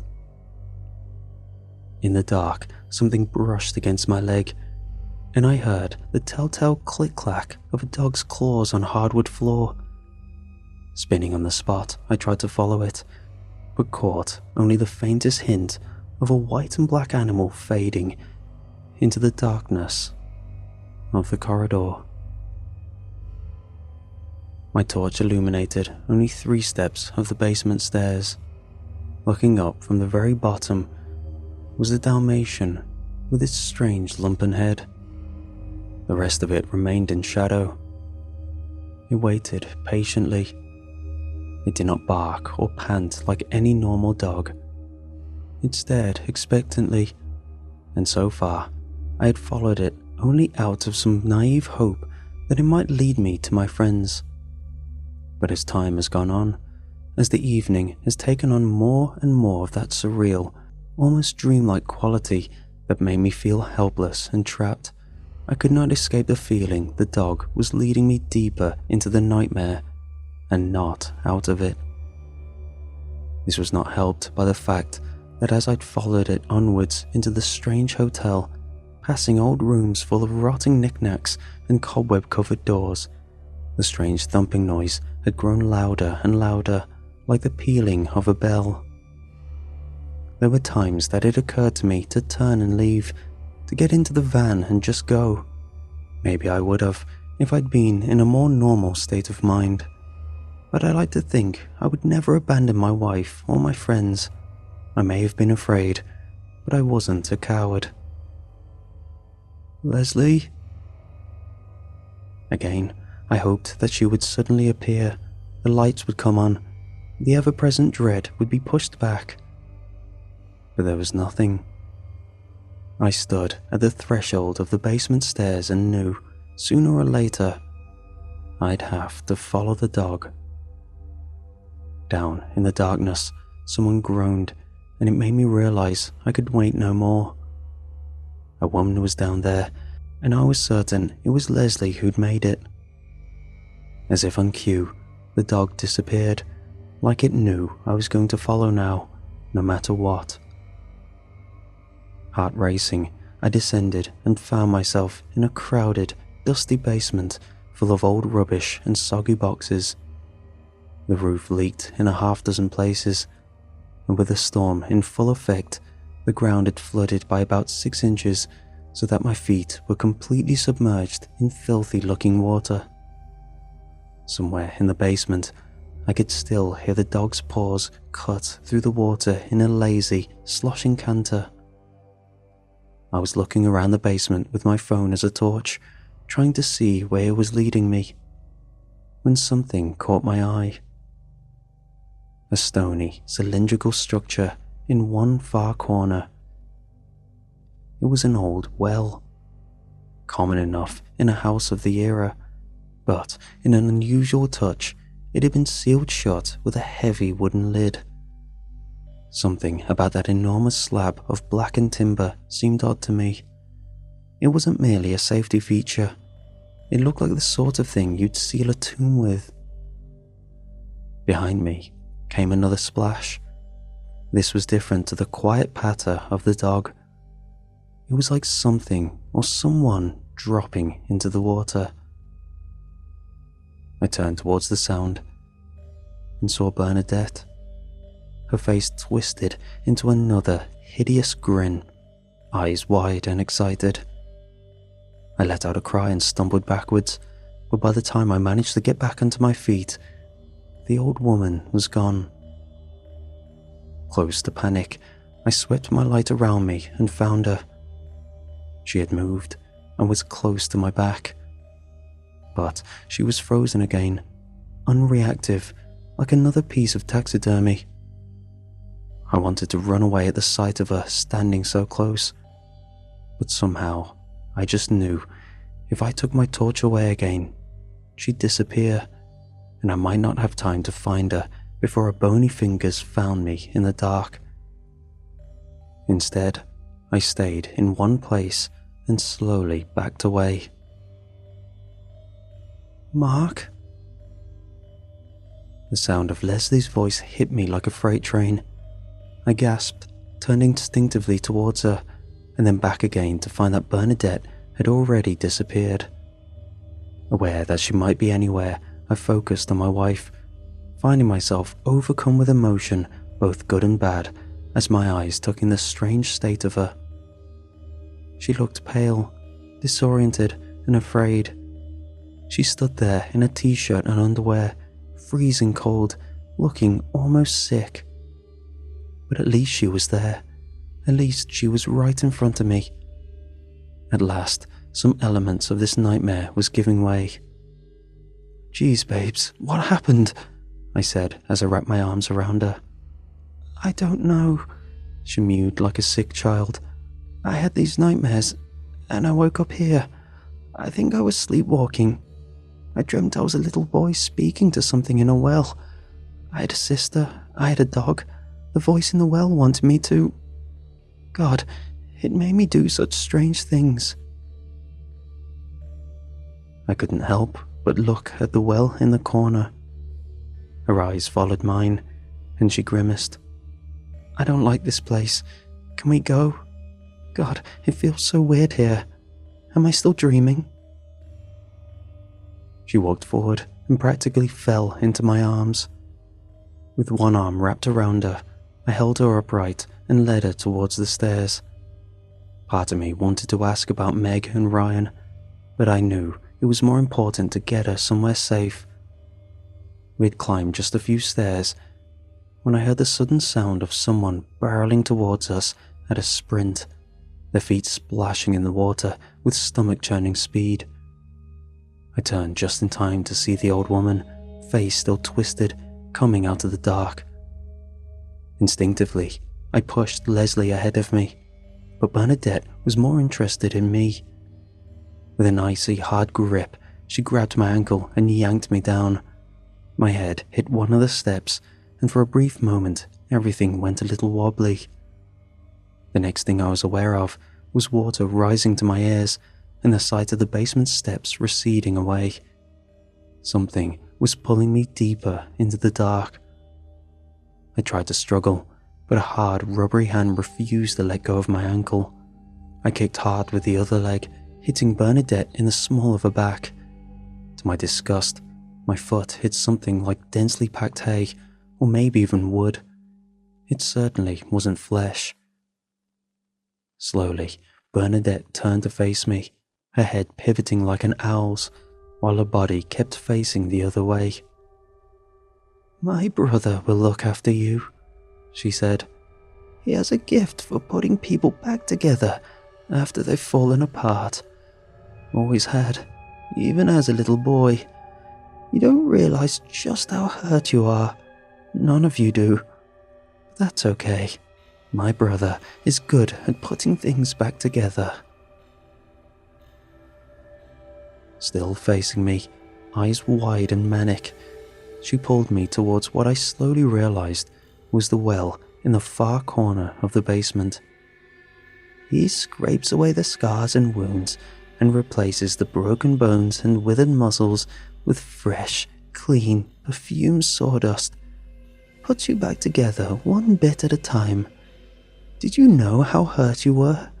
Did you see the cuts and scars across your faces and hands? I did." She stopped at the well. With one arm and freakish strength, she effortlessly lifted the wooden slab. And so did he, even in the dark. He could see the bleeding inside and out, full of it, full of blood. You're all so full of blood. You needed help, just like me. The smell that came out of that pit was nauseating, and realizing what was about to happen, I started to kick and punch, grabbing at any part of the old woman I could while trying my best to hurt her. But all that came away beneath my nails was papery skin and moldy sawdust that smelled of rotten meat. Bernadette climbed up to the lip of the well and swung me over the darkness. I couldn't help but look down into the inky abyss, where I caught sight of what looked like an oil leak on asphalt. A dark, murky collection of metallic colours, some of which I couldn't possibly describe in words. Slowly, something strange bobbed up from the foul fluid. A hand, gnarled and foul, began to break the surface and reach towards me. Just as I felt like my sanity was going to shatter into 1,000 pieces, I was thrown sideways into the water. There was a grunt and a struggle, and I looked up to see Leslie, her eyes clear for the first time since I found her, repeatedly hitting the old woman with a bit of wood. She was furious and unrelenting as she whacked Bernadette over and over. She had saved me, and for a moment I fell in love with her all over again. But the romance didn't last long before my senses returned and I realized I couldn't just lie there. Desperate to help, I pulled myself to my feet and rushed over. Just in time as well. Leslie went for one final swing and Bernadette caught the plank of wood with an unflinching hand. Slowly, she tightened her grip and the wood began to splinter. But with all her attention on my wife, she failed to notice me charging towards her. With a good shove, I pushed her over the edge of the well and into the darkness below. We heard the thick, syrupy plop, and when we looked over, we saw her struggling in the filth below. Two eyes fixed us in the dark from a soot-covered face, and I knew we couldn't waste another second. I grabbed Leslie's elbow and ran. "Let's get the hell out of here," I cried as we scampered up the steps. Behind us, Bernadette let out a blood-curdling howl. A few hours later, when the sun was beginning to rise, we had pulled up the van on the side of the road to take a moment to ourselves and go over the strange events of the night before.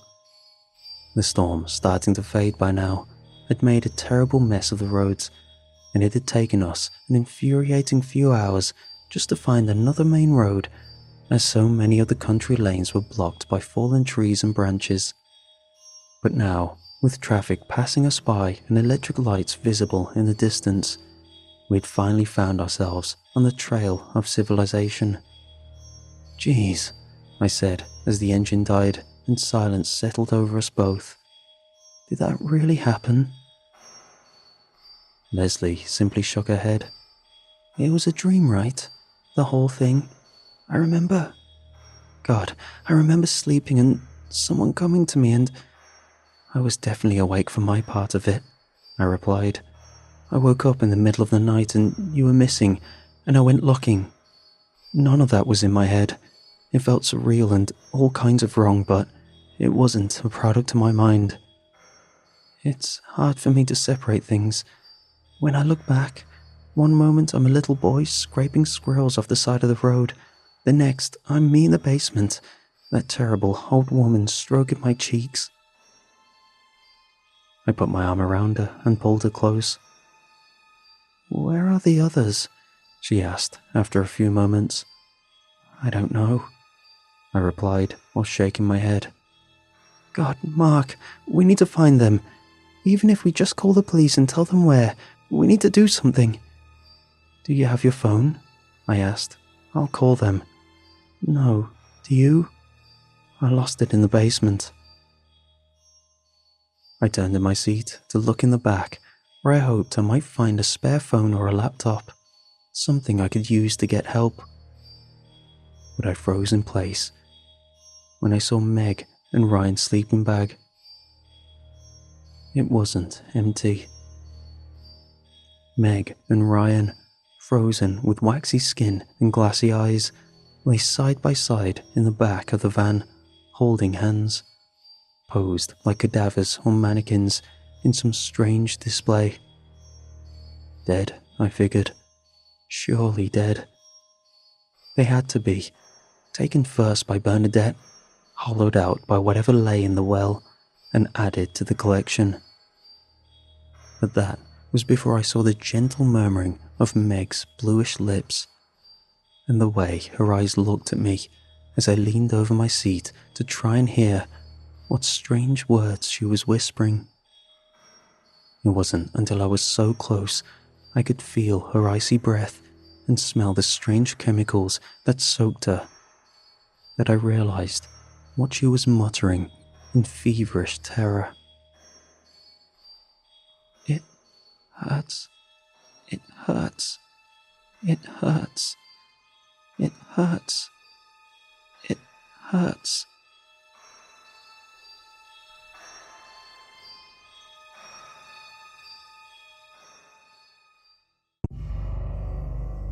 I've always associated my birthday with that depressing time of year where the cozy autumn turns into an early winter decay, where colourful leaves die, leaving a withered brown shell behind.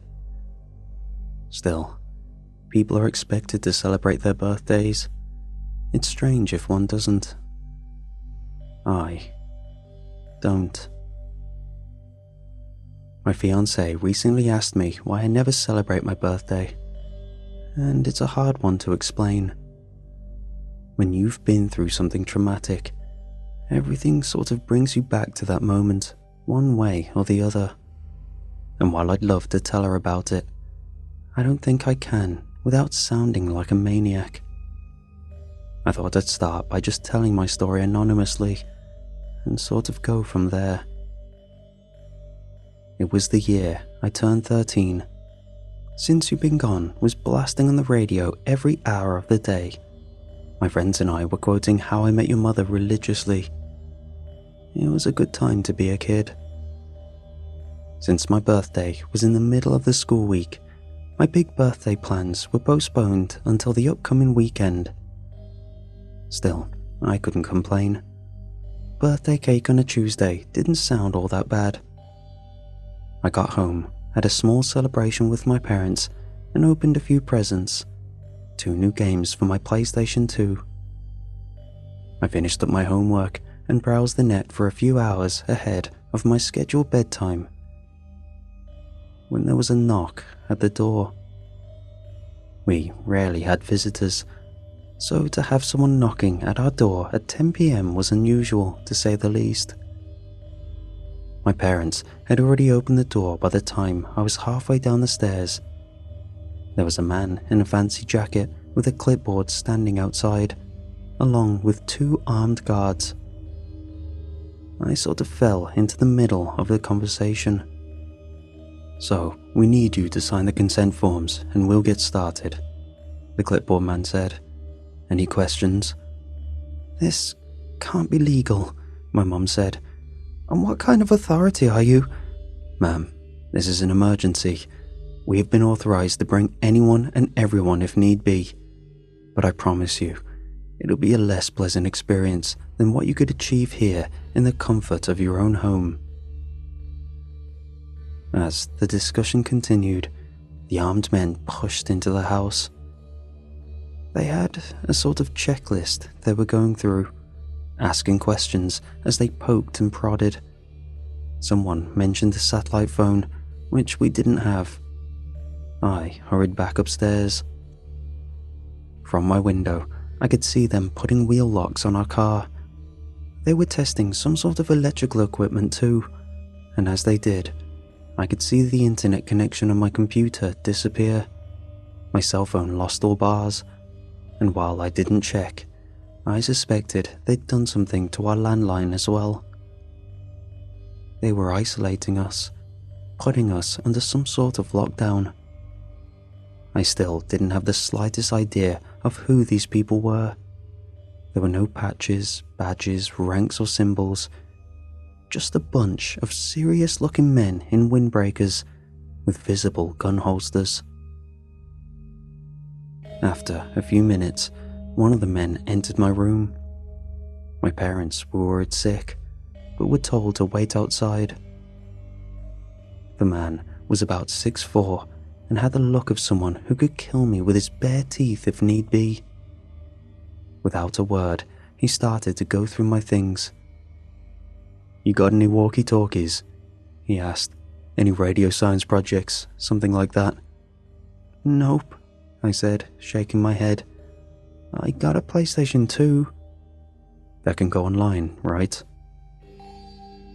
I never got the chance to answer before my mom added, "We don't let him play online games," she said. "It can't do that." As if to make sure, he pulled the power cable and dropped it in a sealed bag along with various knickknacks and keys they'd collected. They weren't taking any chances, and I wasn't playing my new games anytime soon, it seemed. As they finished up their impromptu house inspection, we were asked to gather downstairs. The fancy man with a clipboard cleared his throat, and the room fell deathly silent. Even my dad, who was usually a very assertive man, didn't have much to add to the conversation. That's how you knew it was serious. For 72 hours, this and the surrounding neighborhoods are under lockdown, the man explained. There is a localized problem related to a recent geological event which has caused some unexpected issues. I'm sure you've noticed some minor oddities as of late. Like what? My dad added. Milk turning sour, houseplants getting a strange color tint, swarms of frogs cluttering the roads. My parents said nothing, but they nodded. Perhaps they'd seen something I hadn't. The man put down his clipboard as he explained calmly, "You have been exposed to something akin to a chemical. It reacts violently to the release of certain hormones which are associated with deep REM sleep. To ensure your safety, we are currently enforcing a temporary 72-hour ban on sleep." "Excuse me?" My dad took a step forward, but one of the armed men responded in kind. They both stopped before it had the chance to escalate. "Exposure was approximately 9 hours ago, meaning you have about 63 hours left to go. That'll be approximately 1 p.m. on Friday." "There's no way we can—" "This is non-negotiable. This is a matter of your security, sir. We have an emergency health service site, but I can promise you that it won't be pleasant. You will be chemically induced into sleeplessness for the full duration of exposure until the event has passed.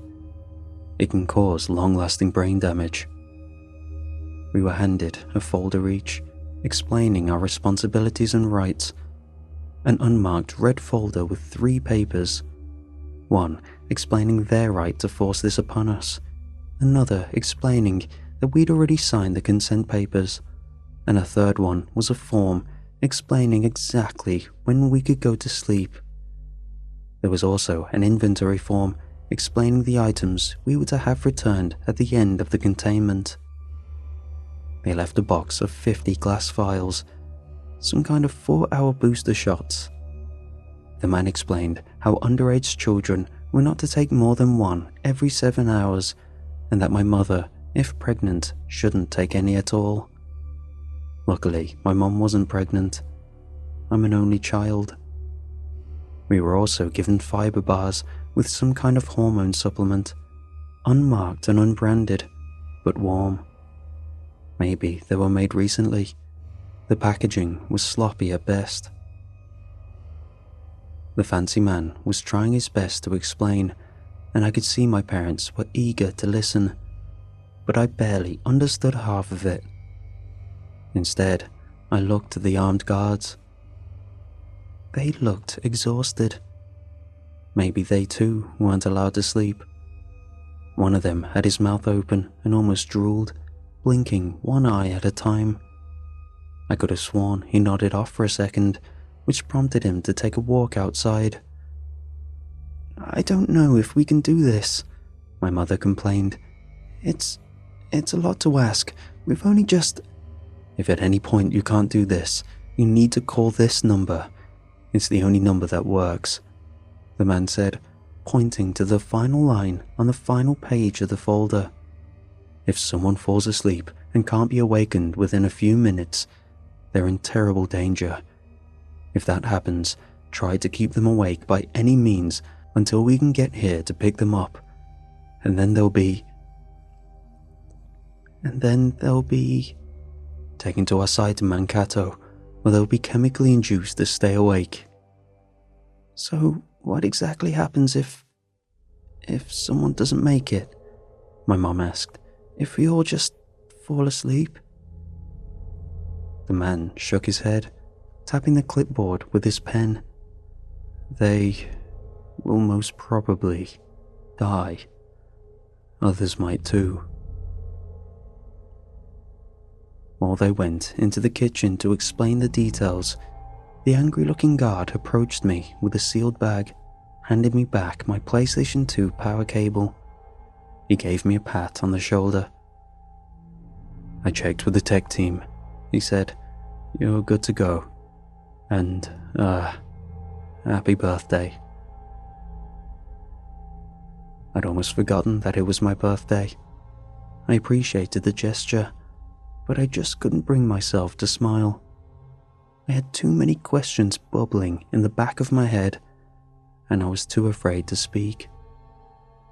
They probably talked for another 20 minutes or so before the men left, leaving my parents and I alone in the kitchen. My mother was smoking under the kitchen fan. I'd only ever seen her smoke 2 times, once when she lost the job and another time when her father got sick. Smoking in the kitchen was a surefire way to tell something was wrong. Dad was sitting with his arms crossed, looking at the box of booster shots. "This is not a joke," my dad finally said. "This is very serious. We're all going to need to help each other to get through this." Mom said nothing, but I could see her hands trembling. She'd been crying. She was shaking so much that the ash from a cigarette didn't reach the ashtray, just plopped down on the stove. "We can't be alone," Dad continued. "We're going to do our best to keep busy. You can play as many games as you want, but you can't fall asleep."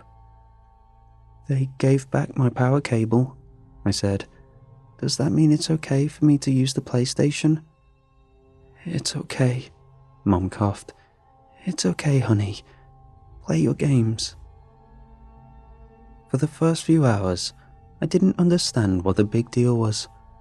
No more school for the rest of the week, no bedtime and unlimited screen time.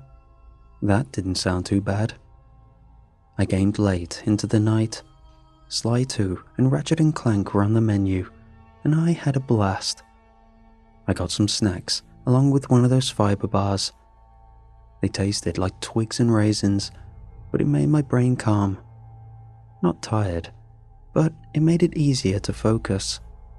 It also made it harder to shut my eyes, making my eyelids itch. All lights in the house were kept on all throughout the night. Mom and Dad kept playing music on the downstairs stereo, and they desperately tried to keep me engaged. I was engaged enough just playing games, so I think it was more for their benefit rather than mine. At 5 a.m, Dad took his first booster shot. I could hear it all the way from upstairs. He was cussing pretty hard. Apparently, those things tasted like a mix of stale rice and death. Mom took her first booster shot half an hour later, but she mixed it with orange juice. Apparently, that helped. By 7 a.m, even I was feeling it. I'd never been up all night playing games like that on a school day before. Sure, I'd pulled all-nighters with my friends, but it was usually something we prepared for. So, by early morning, I could feel myself nodding off. My parents were checking in on me every now and then, and decided to act. We were having family breakfast, pretending as if we'd already slept. "You're always cranky in the morning," Mum said. "Try to imagine this is just that, another cranky morning." I knew for a fact that they'd slipped one of those boosters into my cereal. I saw 3 empty vials on the counter, and I knew none of them had taken a second one yet. Still, I had little choice but to try. We weren't even halfway through the containment yet. As we finished our breakfast, we could hear commotion outside. I was upstairs brushing my teeth, watching through the hallway window. It was our neighbours. Larry Peterson, a 55-year-old man who worked the fishing supplies at the local mini-mall, crawled out of his front door. He was throwing up something black and blue onto the pavement. I'd never seen this man do anything more physical straining than trying to start a lawnmower, and now he was crawling on all fours like his life depended on it. I could hear his wife calling out from the inside. She was screaming at him, but I couldn't hear what. Larry got up and almost leapt into the back of his pickup truck in a show of athleticism I'd never seen from him before. It wasn't until his wife got out of the house that I could hear what she was saying. "Larry!" she cried. "Larry, wake up!" I saw Larry Peterson grab a wrench, get out of the truck, and grab his wife by the hair. Suddenly, a hand covered my eyes as my father dragged me away from the window. I could hear a scream turn into a gargle, followed by a hearty laugh, one I'd heard 1,000 times before. The same kind of laugh Larry Peterson would chuckle up whenever my dad tried to pull off a bad pun. My mind painted me a picture of what had happened, and it wasn't pretty. My dad spun me around and stared into my eyes. I could tell he wasn't himself. There were lines across his face that I hadn't seen before. "Stay with me and Mom," he said. "Don't look outside. People are getting sick." "Are we getting sick, Dad?" I asked, a yawn escaping me. He shook me a little, as if to make sure I was paying attention. "We'll be fine," he said. "It's just a matter of time, but I don't want you to see people getting hurt. Larry isn't feeling well." There was a knock on the front door. Dad took point as Mom hid in the bedroom. I remember standing on the top of the stairs, looking over the railing to the floor below. There was a violent, angry pounding on the door. Larry Peterson's soft chuckle coming from the other side. He didn't say anything. He just pounded on the door with his wrench, laughing as he tried to get in. He went around the house, rattling our windows. He didn't get far before we could hear a car roll up. There was a popping sound, but not like a gunshot. I think they tased him. By the time I could hear Larry Peterson get dragged off, my mom had come upstairs with a smile taped to her face, asking me to show her how far I'd gotten in my new fancy video games. She was clearly trying to keep me distracted, but I didn't mind.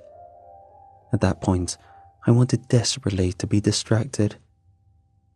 I could imagine Larry Peterson on the other side of the door, his white t-shirt stained with that strange black and blue goo he'd thrown up, wielding that wrench with a manic grip. The thing was as large as my arm and solid metal. I never considered it a weapon, but thinking about it made my blood run cold. Had he really killed Mrs. Peterson? Why? Mom and I spent the next few hours playing video games. We also made a plan. We went through our old DVDs and decided on a watching schedule. She'd originally planned a walk, but now we weren't to leave the house. She didn't want to say why, but I had the feeling that there was something outside the Petersons' house that she didn't want me to see. Bloodstains, maybe.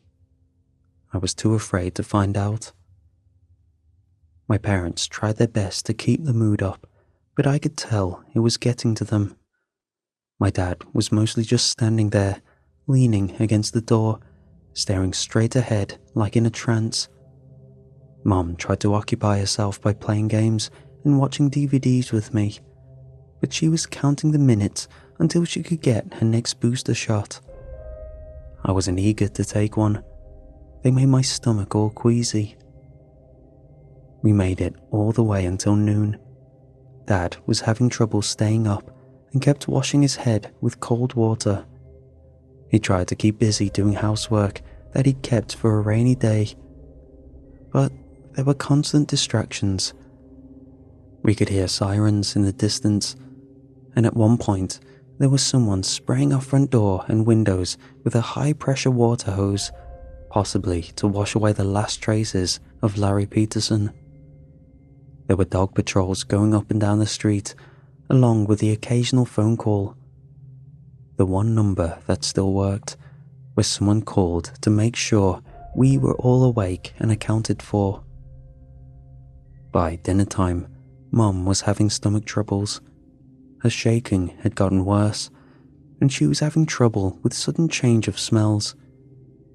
Dad kept rubbing his eyes and checking his watch, getting up every 10 minutes or so just to move around. We had decided that we were going to play board games after dinner, but Mom was having trouble keeping herself from throwing up. We ended up just reheating a lasagna from a few days back. I didn't mind. Mom made amazing lasagna, but my appetite was quickly lost when I saw my mother barely keeping it together. She kept drooling and making this weird chugging sound. She was blinking slower and slower. Dad tried to get her to eat one of her fiber bars. but she just ran out of the kitchen, locking herself in the bathroom. It was touch and go for a while. I could feel my heart racing as Dad tried to convince her to unlock the door, but she just couldn't do it. After a while, she stopped responding. Dad had to break the handle with a hammer, but it was too late. She was already sleeping. I could hear her through the door. As the door burst open, Mom had only been asleep for a couple of seconds, a minute at most, but she was sitting on the toilet, her head leaning back, and something was coming out of her mouth. Black and blue, fingertips poking out over the edge of her lips. Her throat undulated. The moment Dad grabbed her, she tipped her head forward, coughing. Dad washed her face in the sink while yelling at me to wait in the other room. For a few minutes, I was just sitting there, ready to run or hide. It might have been too late, I figured. She could have already been affected, like Larry Peterson. I could hear them arguing in the other room, and as their voices went from angry to desperate to sad, I didn't know what to do. When they finally returned, they sat me down to explain that we were going to be fine, that we were almost halfway through, and that we were in the home stretch. They were so kind, warm, and careful in the way they explained it. But my mind was 1,000 miles away. I had trouble focusing, and all I could think about was that strange noise I kept hearing in the background. Something outside. Dad was halfway through explaining how we weren't going to lock our bathroom doors anymore when something in me screamed at me to react. It was just a slight click, but it was clear as day. Maybe it was the booster shots, but I kept hyper-focusing on little details rather than big picture stuff, like an actual conversation taking place in front of me. I closed my eyes, and no less than a second later, there was a loud bang. Someone was shooting at us. It was only a couple of shots, but we dropped to the ground. One shot got lodged in the front door, while the other cracked the kitchen window. There were loud voices outside, laughing hysterically. They were talking, but barely making any sense. One of them sounded like she was trying to talk with food in her mouth. Mom and Dad kept quiet as 2 more shots popped off, one of them hitting the kitchen light. With an electric spark, it gave out, blacking out most of the kitchen. I could hear someone running and laughing as they continued down the street. In the distance, there was more gunfire, maybe someone responding in kind. "We can't stay here," Mom whispered. "We gotta call them." "You want to go where they put Larry?" Dad answered. "To be in a whole hospital full of these people?" "They're shooting at us. We can't just..." Mom quieted down and looked at me. She and Dad excused themselves to talk in private while I was asked to move upstairs. I was to stay away from windows, and I couldn't sit or lie down. They'd be up to check on me in a bit.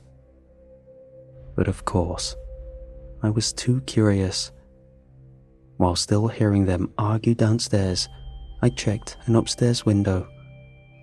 I could see pretty far down the street, and in the distance, I could make out a car stalling on the side of the road. The headlights were still on, but it was surrounded by at least 6 people. 2 of them were dressed like the armed guards we'd seen earlier. It took me a while to realize there was an old man sitting in that car. I'd seen him around a couple of times, but I didn't know his name.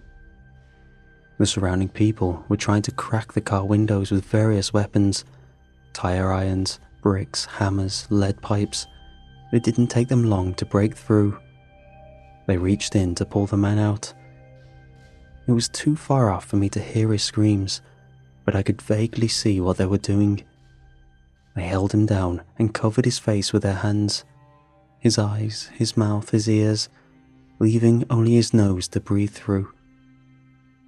And then they just sat there. It took me a moment to realize what they were doing.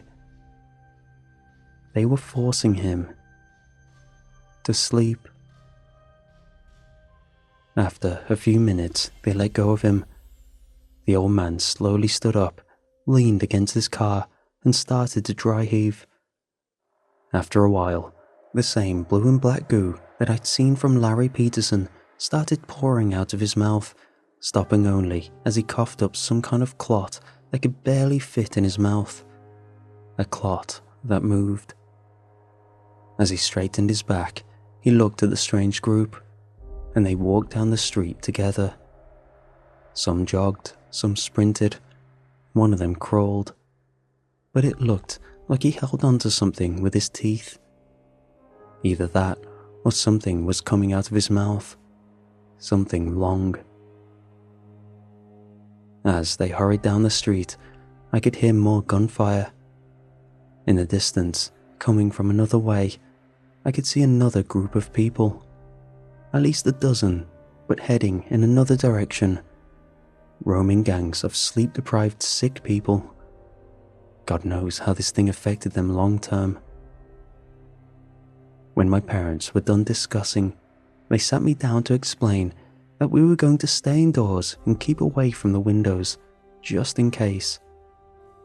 We were locking all doors and windows, closing all curtains, and not playing anything louder than necessary. We were to draw as little attention as possible. Of course, I agreed. What choice did I have? That night, I could tell things were deteriorating. Dad almost took a double dose of booster shots as he forgot he'd taken the first one, but Mum stopped him. There were no phone calls coming in. They stopped checking in on us. Mom even tried calling, but the line had been disconnected. The gunfire outside was further away, but more frequent. We could hear cars honking, but no sirens. Then, there were the fires. At least two, somewhere downtown. We could see the smokestacks from afar. Mom wasn't doing well. She couldn't eat, and at times she could barely stay on her feet.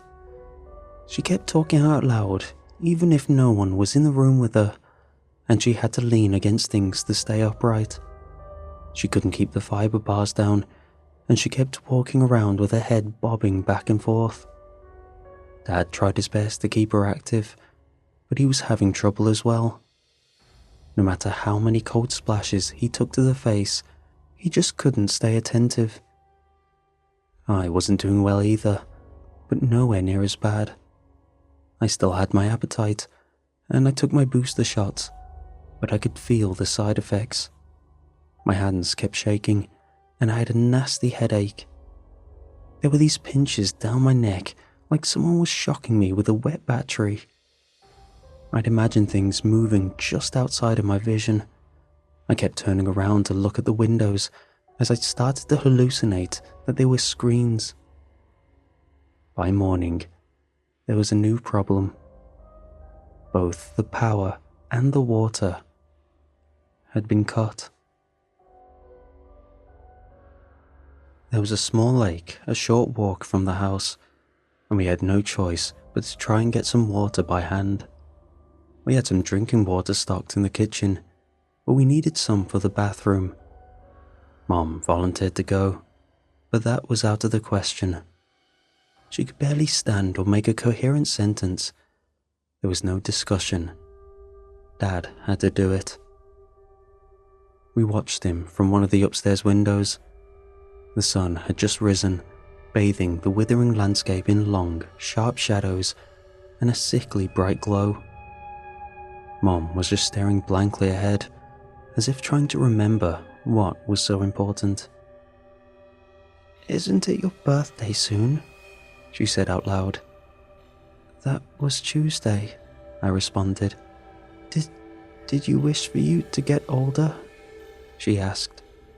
"I wished for that. I want you to be able to get older." She looked at me and laughed maniacally. She blinked one eye at a time, her left eye lingering a bit longer than her right. Her eyes were sunken and dark, and she kept going cross-eyed. I think she meant well, but that look she gave me was nothing short of terrifying. It was like she'd been reduced to her most basic self. My mom was still in there somewhere, but most of it was just gone. After about an hour, I spotted Dad coming back.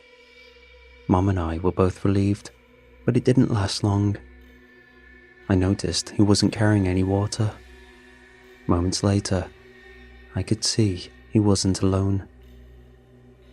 There were about 24 more people coming with him. Mom didn't seem to react. She just looked out the window and nodded to herself. For a moment, she was almost falling asleep standing up, her mouth moving up and down on its own like a bass out of water. I could see something moving in her throat. I shook her, and in a moment of clarity, she looked out the window again.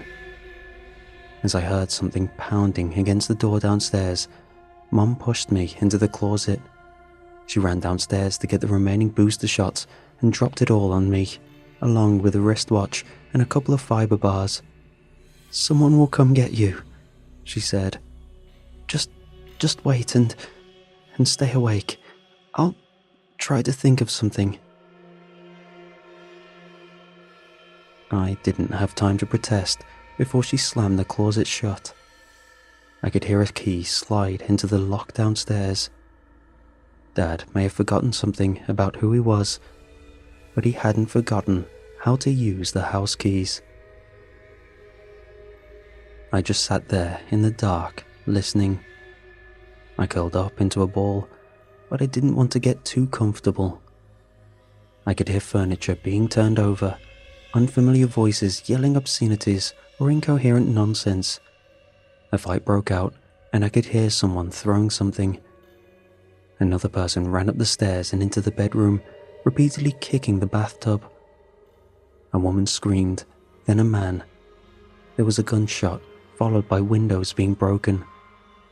I could hear a muffled scream as someone was held down, maybe like they did with the old man outside the night before.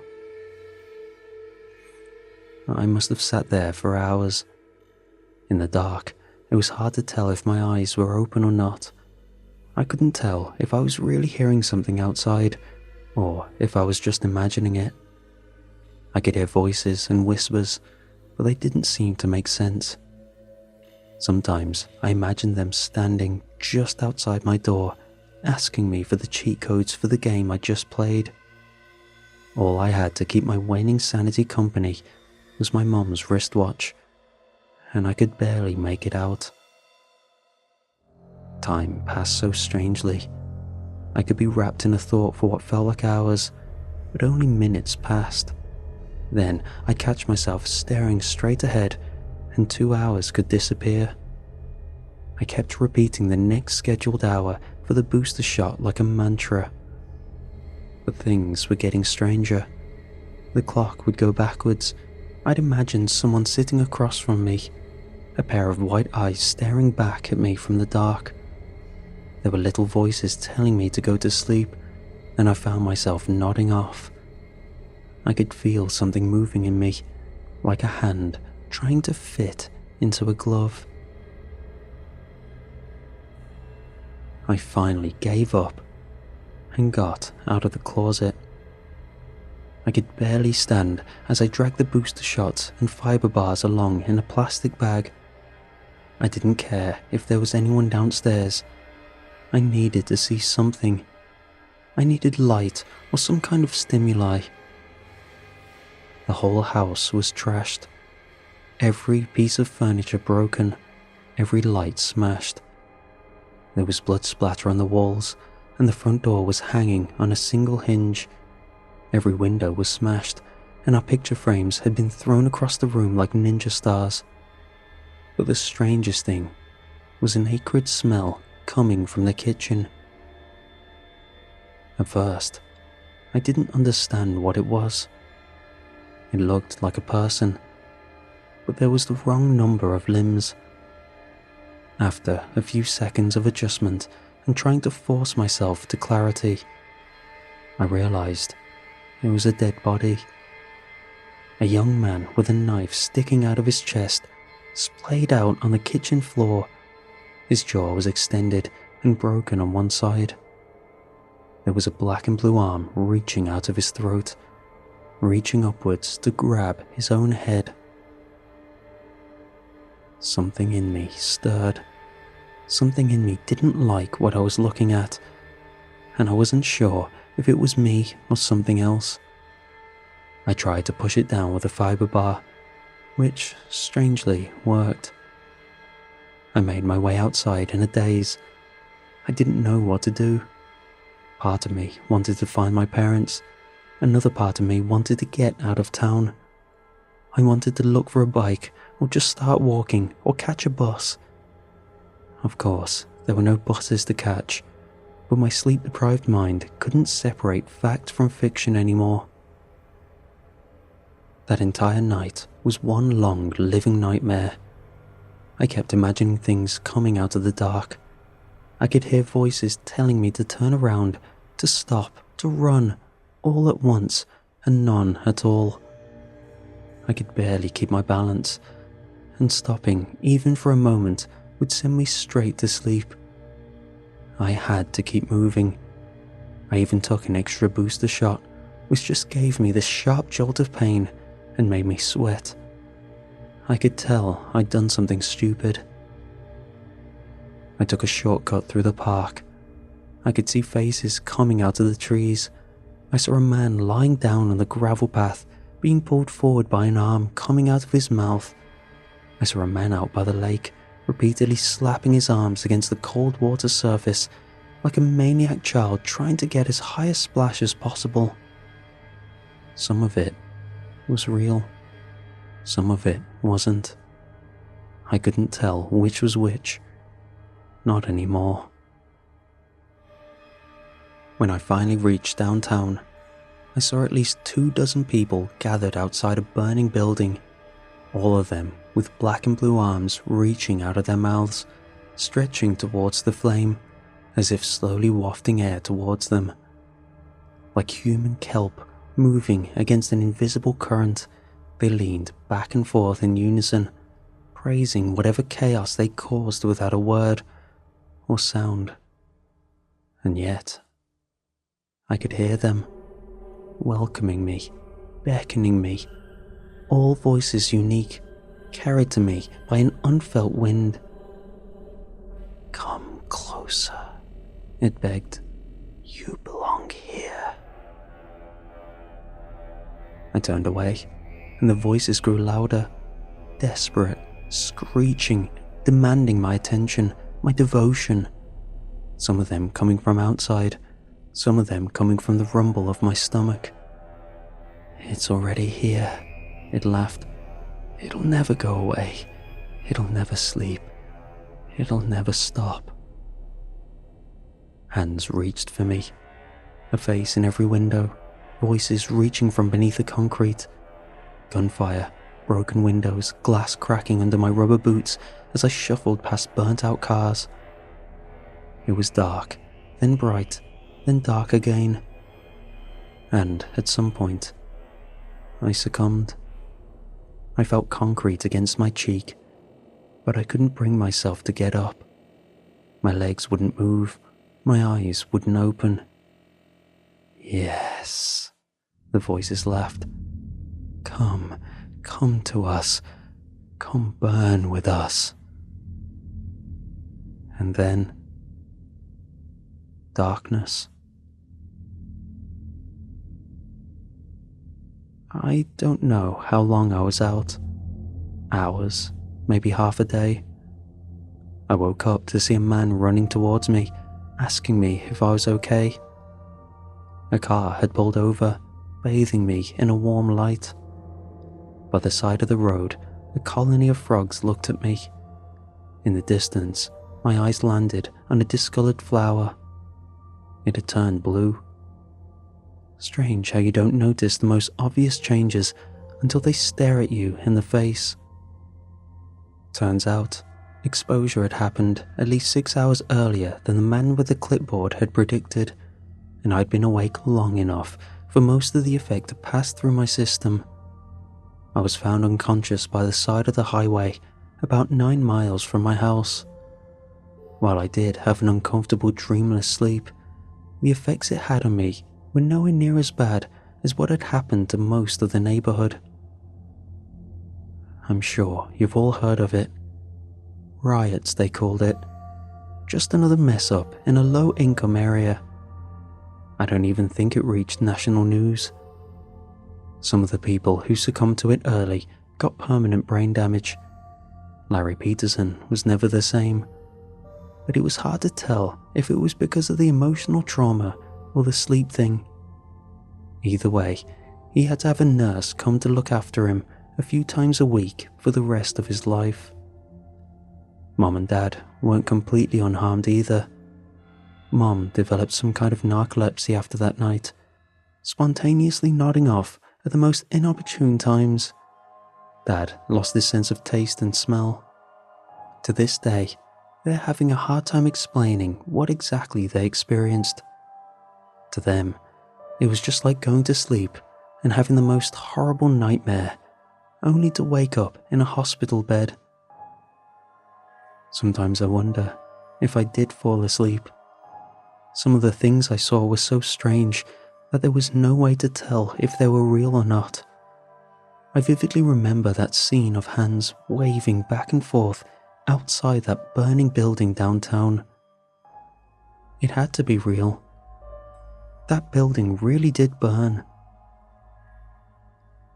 As you might imagine, I have a hard time looking back at this.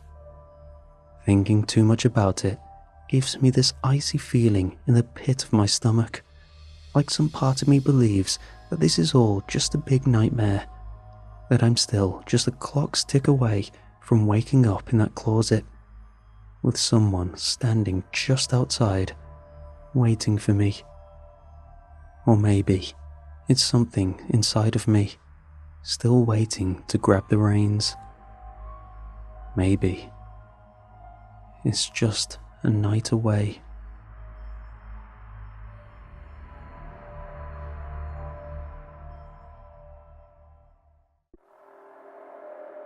Click. I exhaled sharply as I lowered the revolver from my temple. Today marks the 5th anniversary of Nadia's disappearance. Hard to believe it's been that long. We had so much time left, so much life to live together.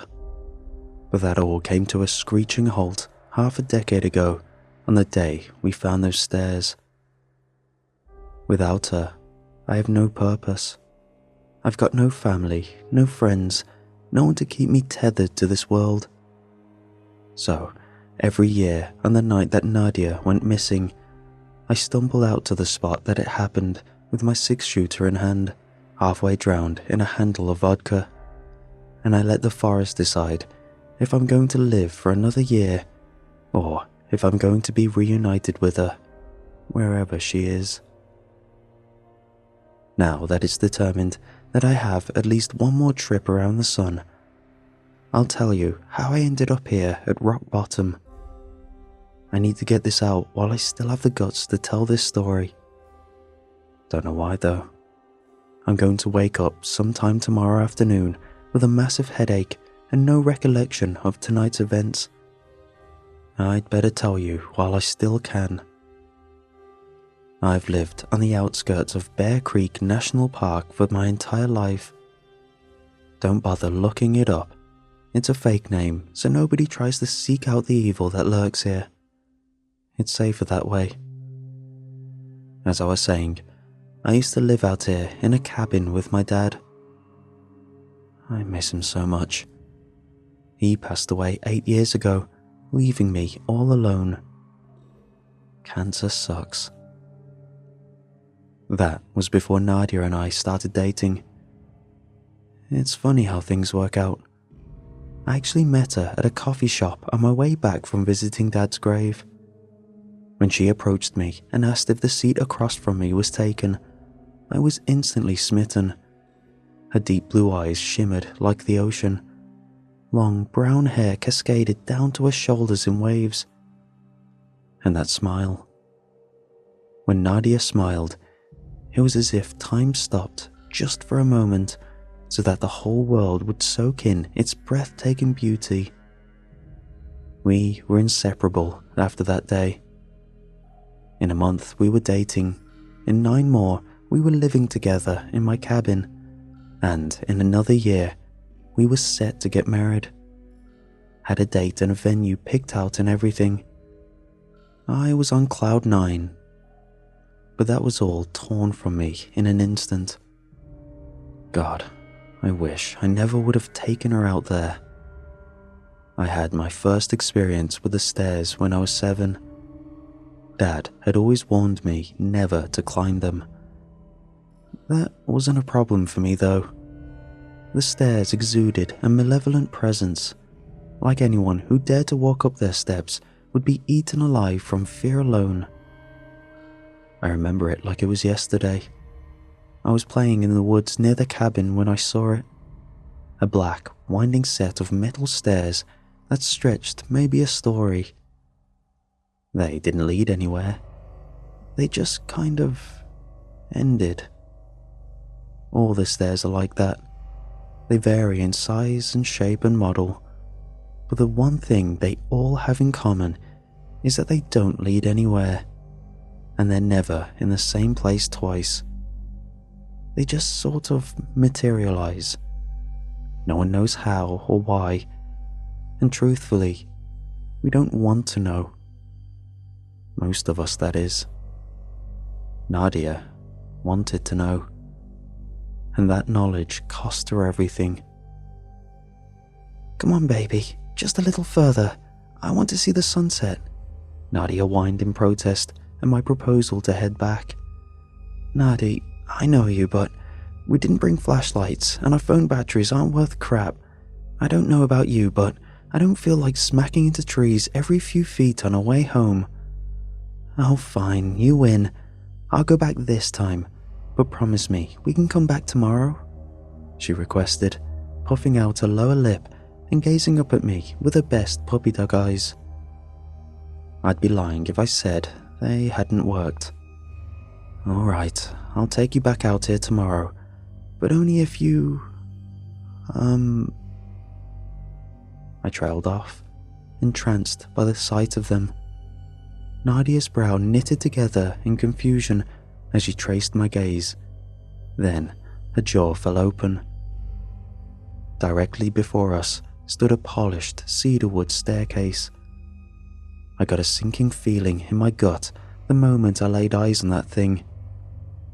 It looked so out of place, like a rat in a fish tank. "What is that thing?" Nadia muttered, gaze still fixed to it. "It's nothing. I'll tell you later," I said, snatching her hand and leading her in the opposite direction.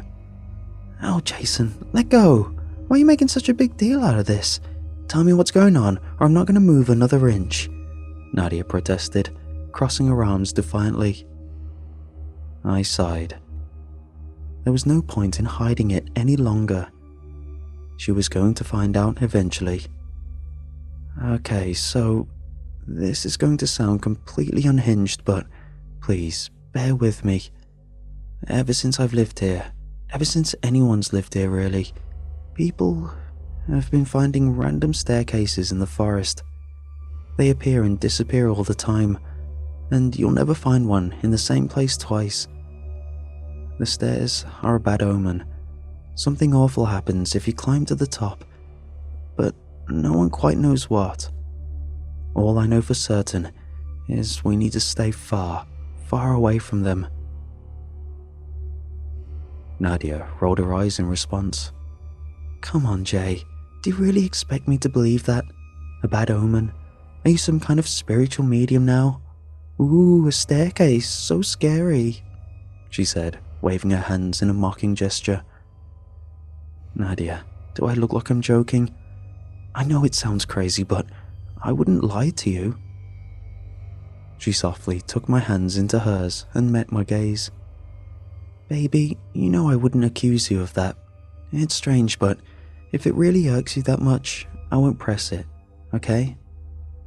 Thank you. Now, let's go home. I'm starving." Once we were out of sight of that wretched thing, I could sense the tension starting to disperse. It was as if a veil had been lifted. I fell asleep that night with a stomach full of dumplings and not a thought in the world besides the petite girl snuggled in my arms. The stares had vanished from my brain, just like they always did. Until the next day. We both had the entire day off work, and before I knew it, Nadia was pulling me back down the same path as the day prior to watch the sunset. Butterflies danced in my stomach as we approached the spot that we'd seen the stairs the day before. Even so, Nadia noticed it first. "Hey, isn't this the same place you pulled me away from yesterday? Those stairs, they're gone. See, I told you they were a bad omen. Now do you believe me?" "I never said I didn't. It's just a strange phenomena, you know, like seeing a unicorn. You don't really expect to find it, or in this case, not find it. It's a lot to process." I didn't know what to say. She'd hit the nail on the head with her analysis, except the staircases were no unicorns. No, there was something far more sinister. We continued our walk in silence until we finally reached our destination. That evening will always stand out in my mind. The sky looked like a painter's canvas, a gorgeous amalgamation of purple and pink and orange melded together behind a smattering of light, wispy clouds. I'd never seen anything so picturesque. We stayed there well past the sunset, staring up into a sea of stars illuminating the night sky. "Thank you for keeping your promise. Today was perfect," Nadia yawned, sleepily resting her head on my shoulder. "Every day with you is perfect. Thank you for dragging me out of the house. This really has been incredible. I love you so much."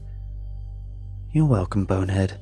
I love you too," Nadia giggled quietly, her eyes struggling to stay open. "All right, sweetheart. I think it's time for us to go back. You can hardly stay awake." "Just a little longer.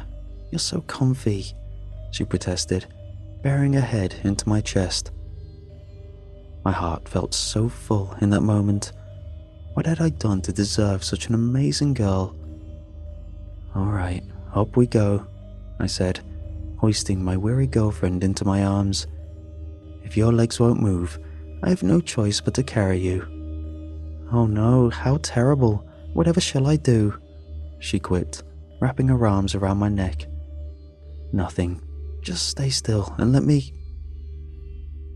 I froze mid-stride. I swallowed a dry lump in my throat as sweat began to bead atop my brow. In the darkness among the foliage, my flashlight beam fell upon a large, bulky object. They were back. "Jason, what's wrong? You look pale," Nadia said, following the ray of light until she realized what I was looking at. A wide set of weathered concrete steps ascended to nowhere. They called to me, begging me to climb them. Just one step. Just one. That's all.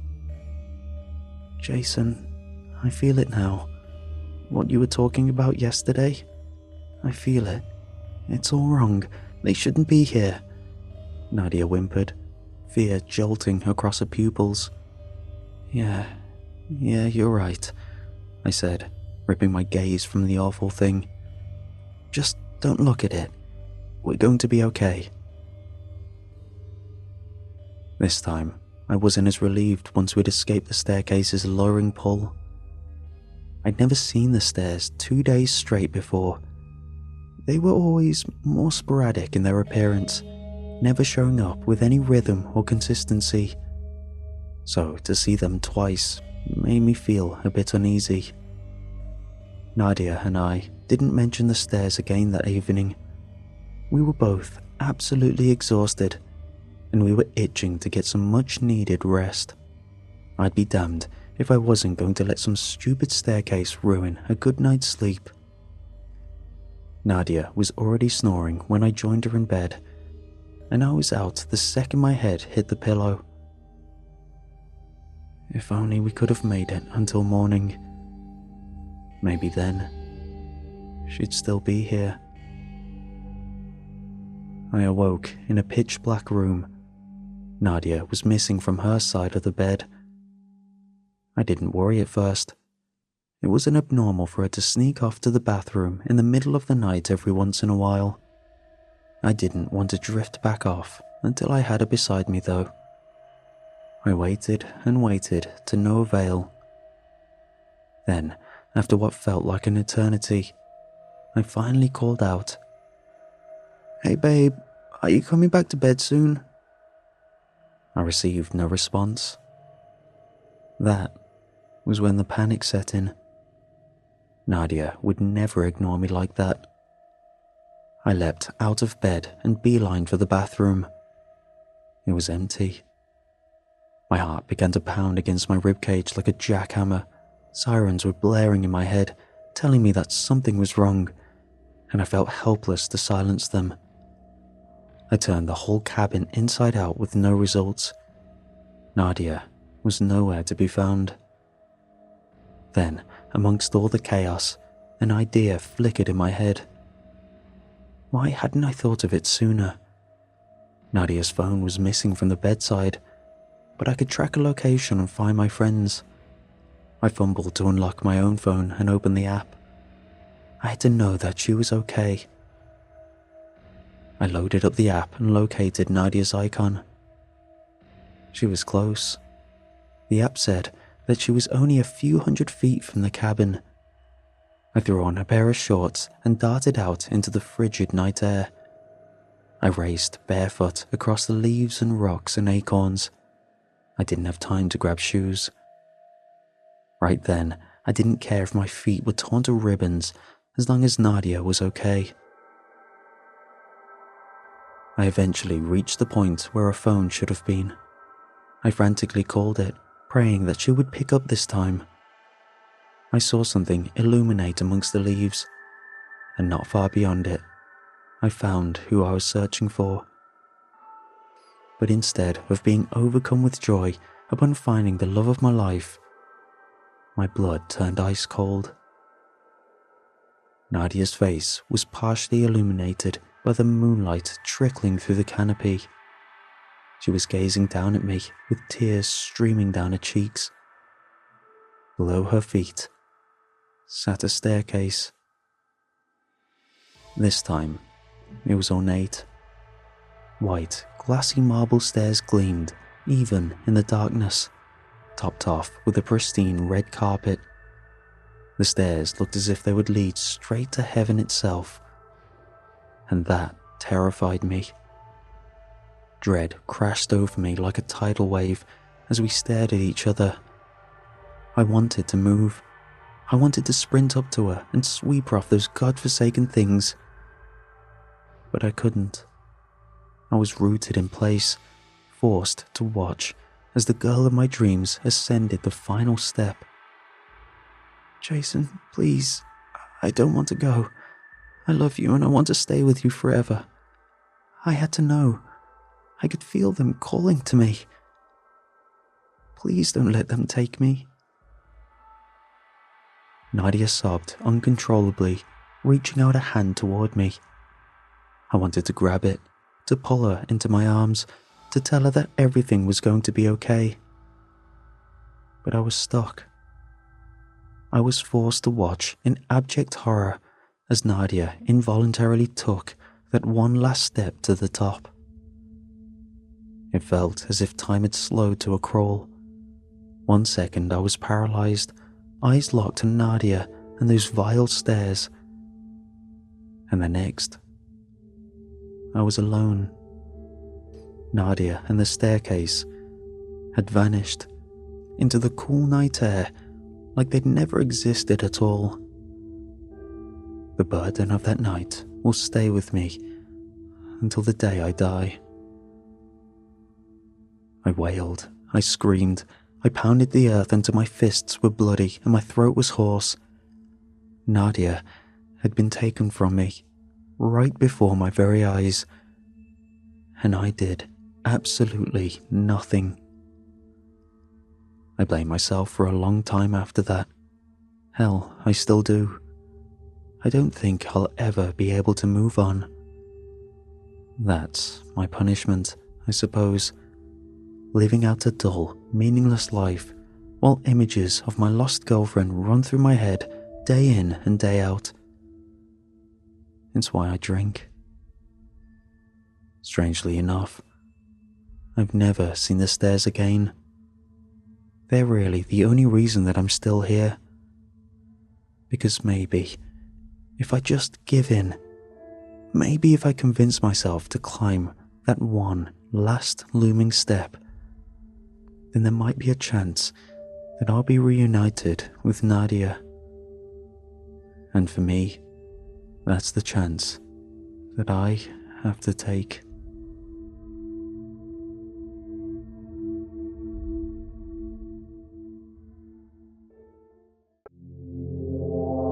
It began with a black bag over my head. 6 or 7 men seizing me off the street on my way home from work, holding me at gunpoint in the back of a van. They explained in detail what would happen to my family if I didn't listen to them. Until that moment, torture was just a word. I'd never given it much thought. I wasn't prepared to hear some of the things they told me. By the time they were loading me onto a helicopter, I would have done anything they asked. I arrived at the black site, kicked out of the chopper, where my feet hit the hard-packed wet mud with a splash. Black hood torn off so hard it hurt the skin on the tip of my nose. And then, I got my first look at the place. Can't say if it met my expectations or not. I didn't have any idea where I was going or what it was supposed to look like when I got there. Still, it managed to leave me feeling surprised. An abandoned village nestled in the jungle. Mostly one-room hovels, lots of corrugated iron. Here and there lay burned allotments, dying pepper plants left untended, their fruits stamped into the earth by the passage of soldiers dressed in all black. Rotten fences and troughs to feed long-dead pigs and goats lay smashed to pieces. And then, lurking on a hill like some architectural jump scare, was a 3-story hospital made of glass and steel. State-of-the-art, built in a place where tarmac was just a rumour. Officially, it had been put there by a charitable non-profit wanting to research novel diseases and potential cures deep in the jungle. Unofficially, it had always belonged to the CIA, a useful place to test strange things with pox in the name. And when the time came, a useful place to dissect the impossible. Imagine my surprise when I was escorted by armed men to an office with my name on the door and discovered that I was to be in charge of its latest major project. Head of Research printed on the glass. Real official looking. Big black letters like I'd always worked there. First thing I thought, how long do they intend to keep me here? But that didn't last long. The hospital became my home and has been ever since. Less than 24 hours after my arrival, and I had my feet up on the desk barking orders at lab technicians. I slipped into the role easier than I'd like to admit. You see, where they got me was on scientific curiosity. That's how they ensured I was on board with the project. That's why they never pointed a gun at me after day one. They didn't have to. The second I saw that thing inside the Messiah's chest cavity, I was a willing asset. No more me, only the project, the discovery and the revelations. Lying on that slab, nestled in the flesh of an otherwise normal-looking man, was a white-hot piece of divinity, a pinprick in the fabric of reality. I don't know how else to describe it. It was like I'd spent my whole life seeing two-dimensional shadows, and then I suddenly got a glimpse of the three-dimensional shapes casting them. I haven't seen my children since they took me. Couldn't tell you their names. I was never the same after the first autopsy. No one in that place was sane after the scalpel first bit into his flesh. Attrition amongst the research staff was incredibly high. Every day, another nurse seized by stigmata, or a once faithless lab technician struck by the call to write the Third Testament. The guards dealt with the unwilling members of the team. Traumatized scientists and clinicians lined up, one by one, against an exposed brick wall in the jungle heat, and shot. I remember smoking in the cafeteria in between surgeries, nervously shaking as I tried to ignore the pop, pop, pop of some of my more stubborn colleagues being executed. And then back to work, where I suppressed the feeling that I was the worst kind of traitor. Next day, there'd be new faces scrubbing up and asking for orders, another pair of hands shipped in from God knows where. Back to cataloguing divinity. At times, I imagined joining the objectors, the people who found religion in a sterile Black Ops lab. But that thing we pulled out of him, that baffling enigma that burned my eyes, it consumed the project. Everything we learned about it felt like a quantum leap in our understanding of microbiology. We tested everything we could get our hands on. Plants, animals, humans. I tried not to look any of them in the eye.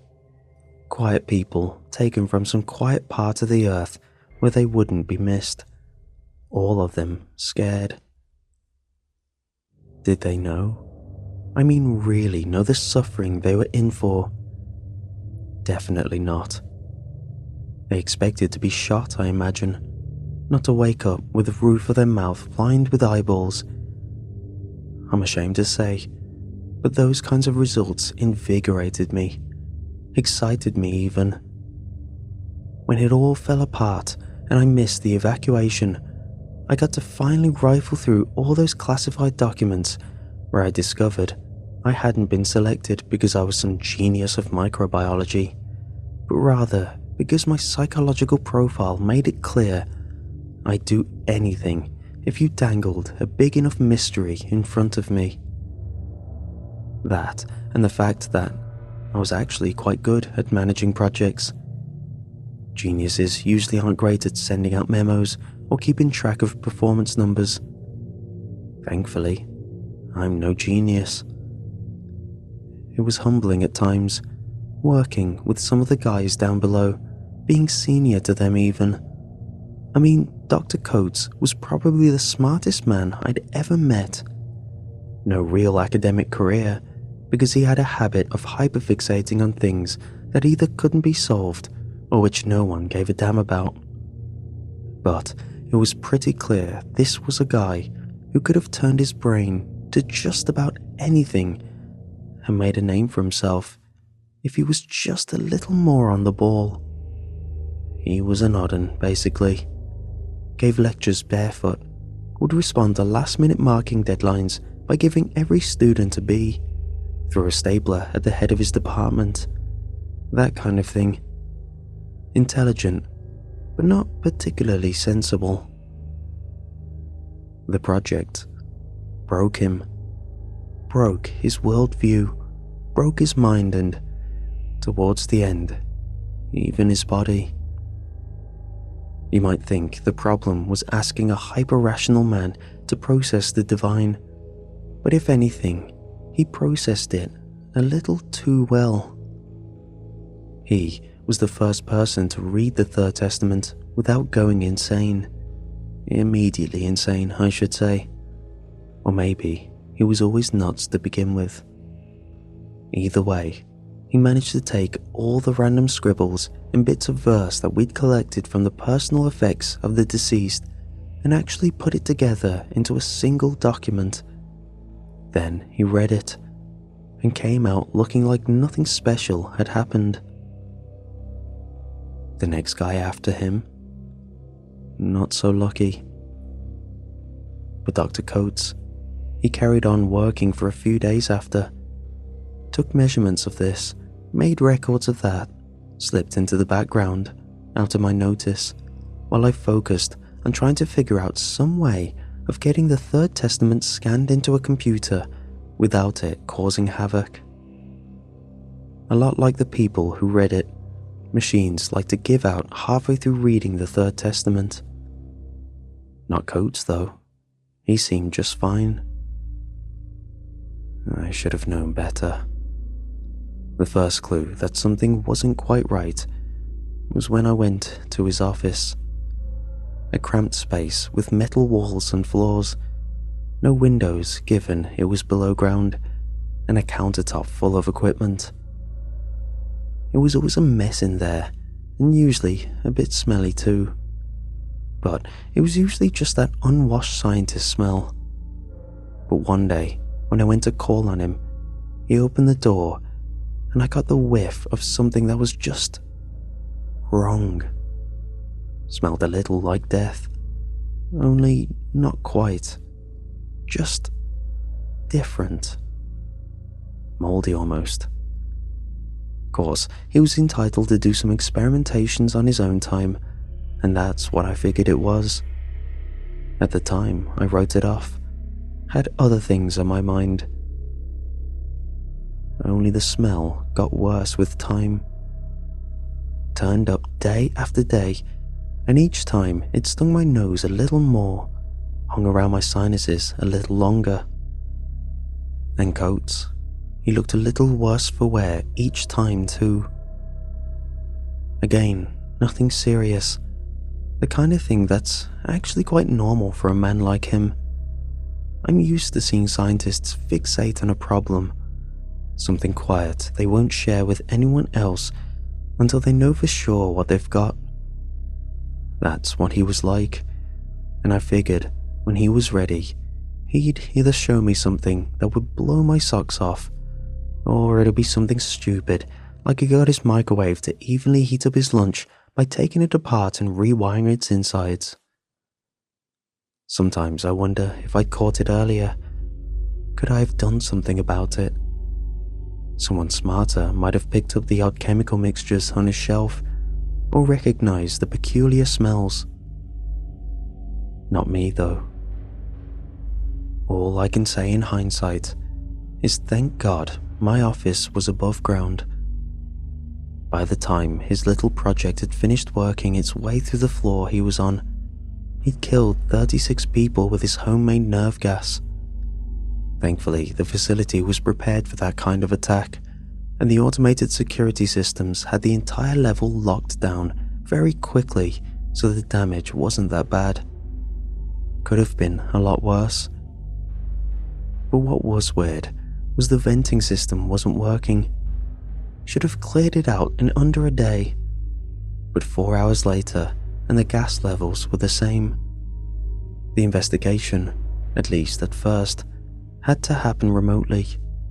CCTV from his lab was spotty. Something was corroding the cameras. But based on some of his material requests, we guessed he'd been culturing some unusual fungus to create the bioweapon. Whatever it was potent, and we were helpless to do anything about it. We had to wait and hope to God whatever awful thing he'd concocted would wear out on its own. What little the CCTV could capture made for a grueling sight. 8 scientists dead at their desks, slumped over, blood pouring out of their mouths. The fluid looked black on the grainy black and white monitor. But what upset me more were the assistants. Dozens of young men and women who didn't really belong in that place. Too much to live for, and all of them so scared of what was going to happen to them. And they were just lying there, in the middle of whatever it was they were doing. In the labs themselves, smashed beakers and machines in disarray. In their rooms, some of them lay peacefully sleeping. Others held each other in secret little trysts they thought no one knew about. All over the level, bodies lay on the floor in strange positions. And again, that black fluid leaking from every orifice, staining the floor, their faces and their clothes, soaking their chests and groins. I remember sitting there and just watching them twitch and foam at the mouths, waiting for death to finally come. Even then, the hours ticked on as we waited for the systems to purge the gas. 12, 24, 48. Nothing happened. It was like everything in there was frozen in time. And then, somehow, the lights on that level went out. Emergency lighting came on, bathing everything in red. But combined with the low-quality cameras, it was like gazing at an old video game. Grainy, fuzzy, low resolution. We figured that Coates must have rigged up a remote timer on the electronics, which wasn't a good guess, since his speciality was biochemistry and the security systems were of the highest tier. But what else could it be? Wasn't like someone could have hit the circuit breaker. We knew eventually we'd have to go in there. 60 hours after shutdown, we just had to.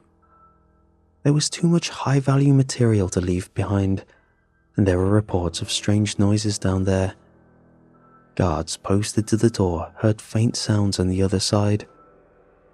Footsteps, they reckoned. Of course, I wrote that off. Utter nonsense, I told myself and them. And yet, we still went in armed because, well, if Coates was smart enough to rig this whole nightmare, who's to say he didn't make a little gas mask to keep himself safe? You'd think I'd be used to working in hazmat suits, and I sort of am. But going into that sealed-off floor was something else. The visor felt restrictive. The squeak of the rubber suit was deafening. My breath was too loud. And every time the in-suit radio came to life with one of the soldiers' barks, I damn near jumped out of my skin. And then the door actually opened. Nothing could have prepared me for that. The air was thick with mist, which lit up harshly with the emergency lighting's red hue. Old metal grates, vents, open doorways, all of it either blood red or completely dark. There were far too many shadows for it to feel safe. It didn't help some of the bulbs were strobe lighting, rotating sirens that lit the place up in periodic flashes of crimson light. God, even the 4 soldiers next to me looked nervous. We passed more than a few bodies on our way to Coates' lab. All of them lay where they'd been on the CCTV, at least as far as I could tell. Sounds stupid, but I stared at a few of them closely just to make sure. All those reports of footsteps had started to worm their way into my brain. Couldn't shake the idea we weren't alone down there. When we finally opened the door to Coates, what I saw left me frozen to the spot. The soldiers focused on the strange growth off to the corner of the room, which registered to me only as a dim sort of collection of thick fungal petals crawling up the wall, veins pulsing like capillaries in the eye. But to me, what really hit home was the empty desk. Last time they had reliable footage of that room, Coates had been lying there, dead as a dodo, blood leaking from his still, open eyes, pooling on the desk and dripping onto the floor. And that stain was still very much there. There was even the faint outline of where his head had been laying. But the man himself was gone. This, even more than the grotesque thing that took up one wall, terrified me. That quivering mass of fungus was pumping out enough toxic gas to kill half the base, but it was stationary at least. In another circumstance, I might have even found it fascinating. But Coates, he'd clearly gone off the deep end. Had he lain perfectly still for days on end to trick us? That didn't seem right. Again, I thought the bodies we'd passed, the way they looked so still, but not lifeless, like a porcelain doll, there was that slight suggestion of something working behind the eyes. "What do we do with this?" one of the men asked. "Take samples, burn the rest," I replied. "If gas levels don't go down in a week, we'll have to purge the whole floor with phosphorus." The whole time, I had my eyes on the space around us, under the desk, on top of the cupboards. If Coates wasn't at his desk, where was he? "Where the hell did this thing come from?" the same soldier muttered as he laid a series of thermal charges on the fleshiest parts of the mould. It seemed to flinch in response to his touch, but otherwise benign. He probably took some of the subject's tissue samples. We know it propagates unusual levels of growth in plants and animal tissue. Explains why the gas levels don't go down. What's it metabolizing? I gave the soldier an odd look. "What?" he said. "You aren't the only ones with an education." "Fair enough," I replied, with a quick shake of the head. "It isn't metabolizing anything except his tissue. It's, well, bluntly, I think of the fish and the bread, right? It's something we've known about his tissue samples for a while now. Spontaneous creation of matter and energy out of nothing. But, to give Coates credit, this is a pretty novel application. He's created an infinite bioweapon." "Why?" I was about to reply, "I haven't the slightest clue," when a loud bang drew our attention to the doorway. Outside lay a darkness, broken only by the strobing of a red light. Flashing on and off, it revealed, for just a single instant, the outline of a man standing in the hallway. The soldiers swore nervously as they raised the rifles. By the time the light came back, the figure was gone. "Who the hell was that?" one barked. "Must be Coates," another replied. "Job's done," I cried while gesturing to the charges. "Let's get the hell out of..." "There are no miracles left for you. You have made your own miracles." The words were growled so loud and deep they seemed to vibrate my very bones. The soldiers snapped to attention. But me? I took a little longer to turn back to the corner of the room. I knew what I was going to see. But God, I didn't want to see it. There are other gardens, but not for you. Do not spoil the other Edens. Coates emerged from the thing in the wall, pulling himself free with a wet squelch. He stood, not naked, but clearly naked, as his skin began to absorb his clothes. He looked like a burn victim coated in algae. He loves you. In spite of everything, he loves you. And there is a place in heaven for you all. But it is time to... I can't blame the soldier who pulled the trigger. It wasn't just the fact that Coates was speaking with a mouth that had grown grotesquely across his abdomen, but rather that the words were drilling straight into our heads, like some pushing up. It made my eyes cross, my ears ache, and my nose bleed. Two of the men had vomited, splattering the inside of their visors with thick fluid. They were the first to go. They didn't see what hit them, and I'm somewhat glad. Coates, angered by the gunshot, moved with the elegance of a dancer. I stumbled out into the corridor as he tore them apart, his arm seemingly flowing right through their biohazard suit. The remaining soldier, the trigger-happy one, was beside me as I fled. It wasn't far to the exit.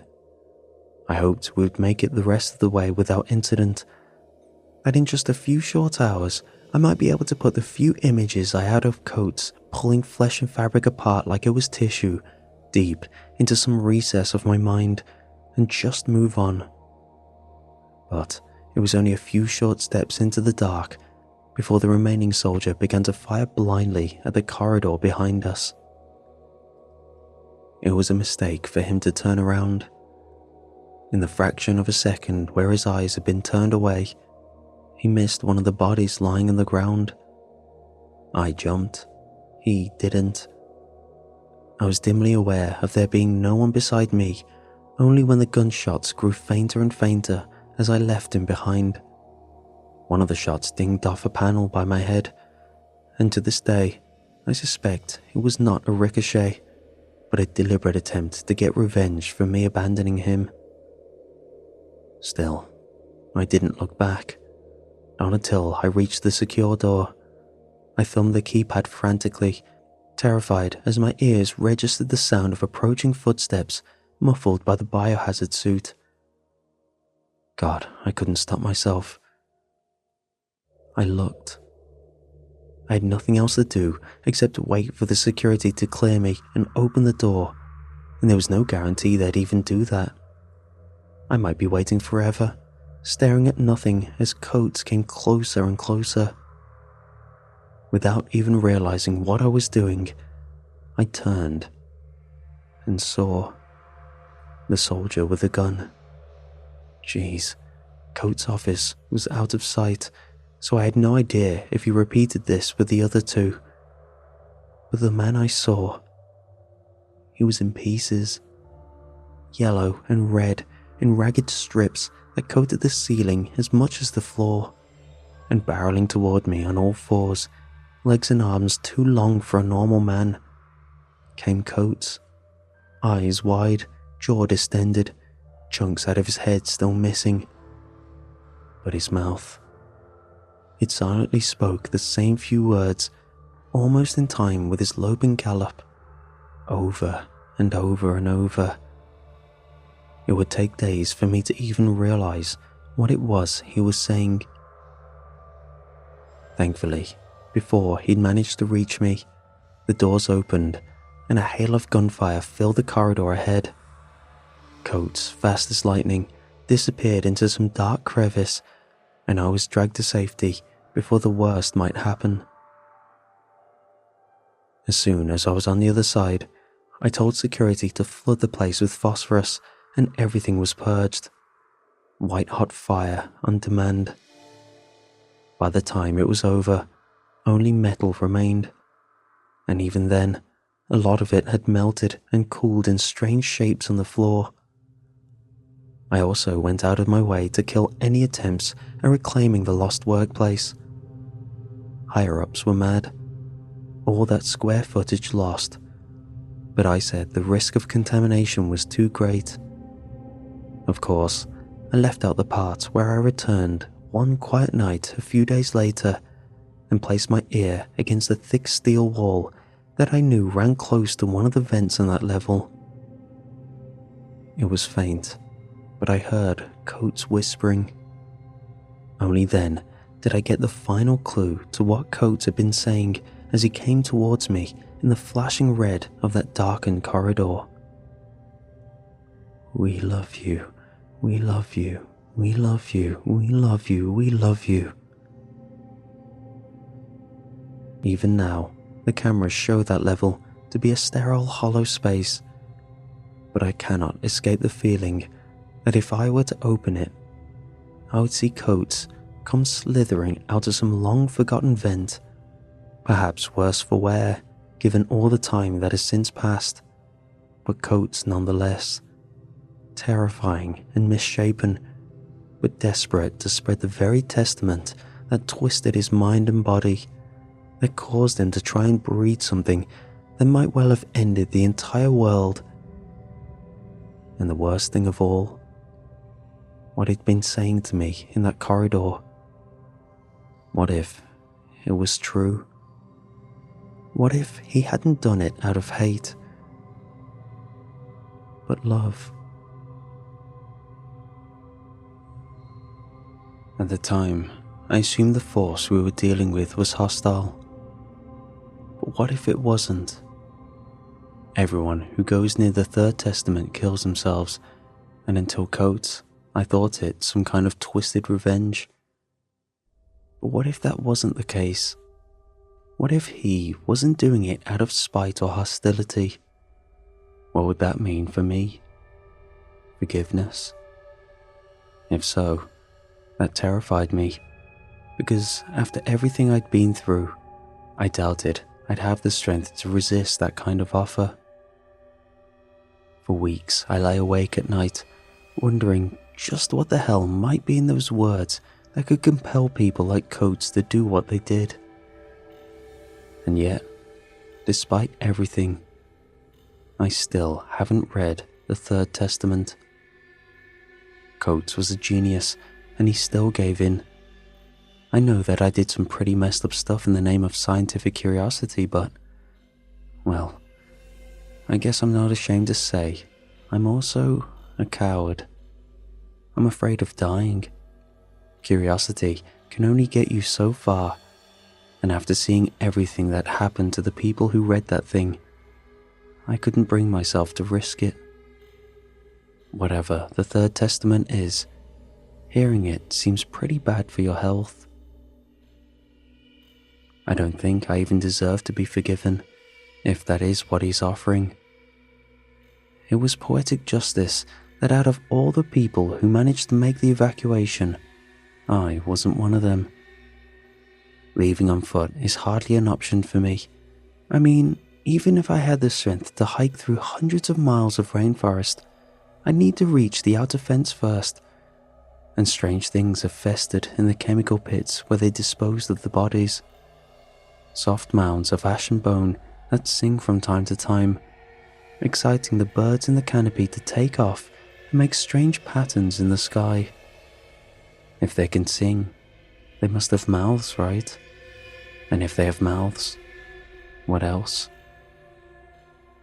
I think about Coates, about what kind of hands would reach out to drag me into those rotten pits of long dead flesh and drown me in filth, and I shudder.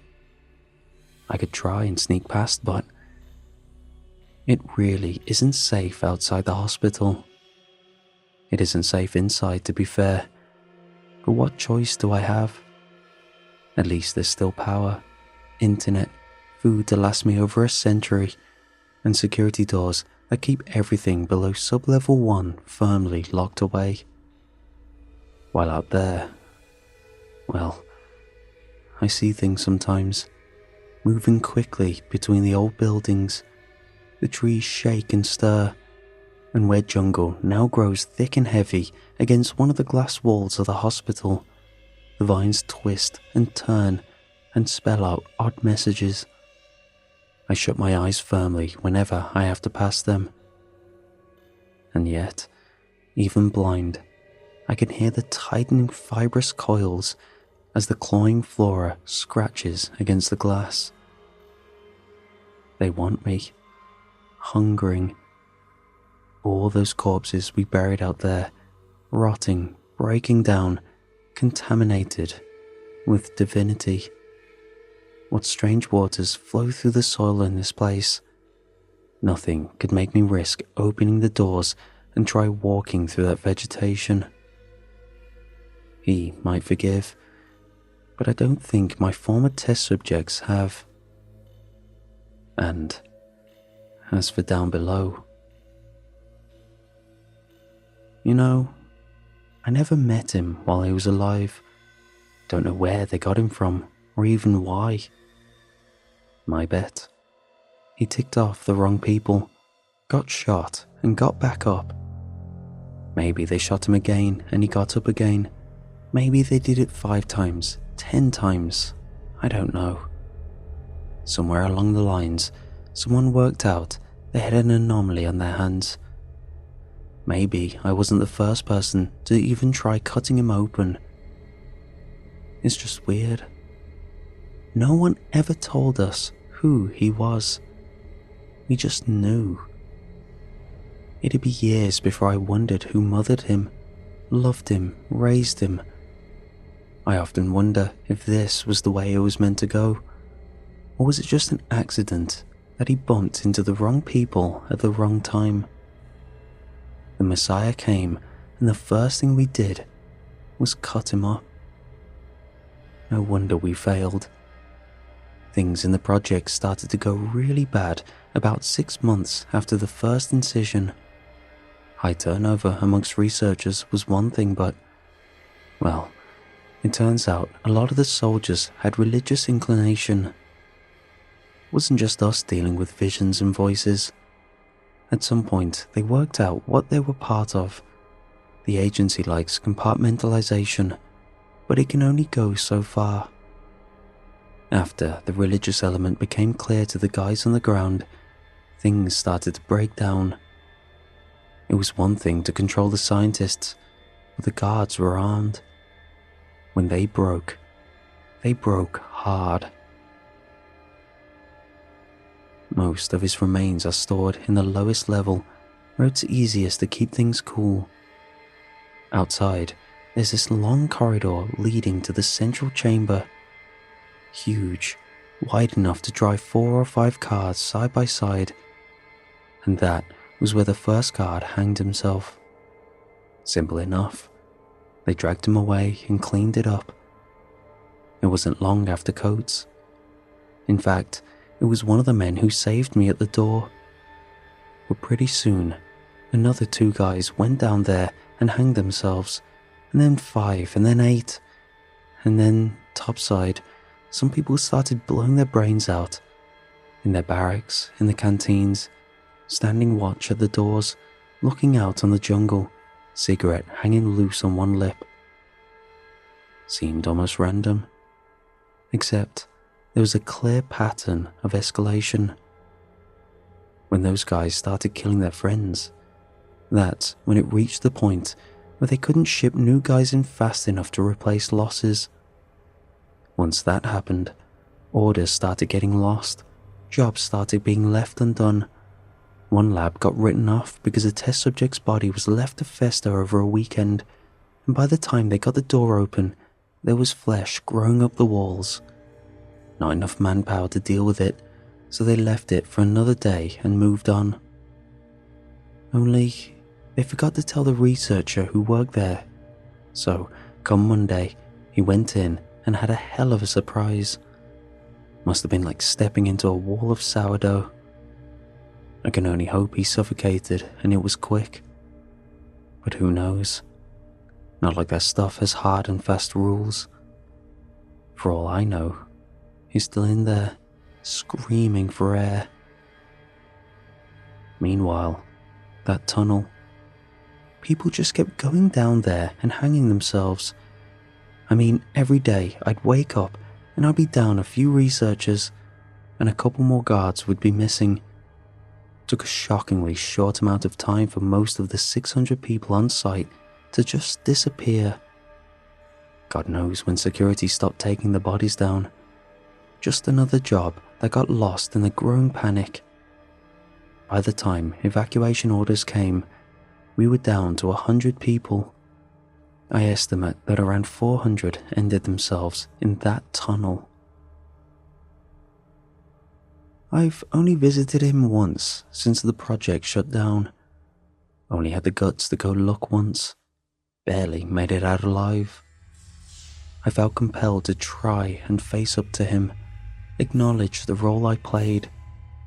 Only that meant actually getting to the door at the end of the tunnel, which was, by this point, pitch black except for my torch, and blocked almost entirely with hanging bodies. So many, pressed together so close that I had no hope of making my way through without bumping into one.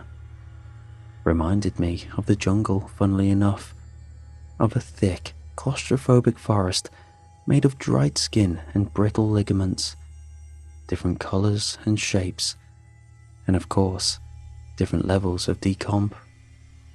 Some had lost their noses, lips and eyes. Others were a little bloated but still recognizable. Not friends, really.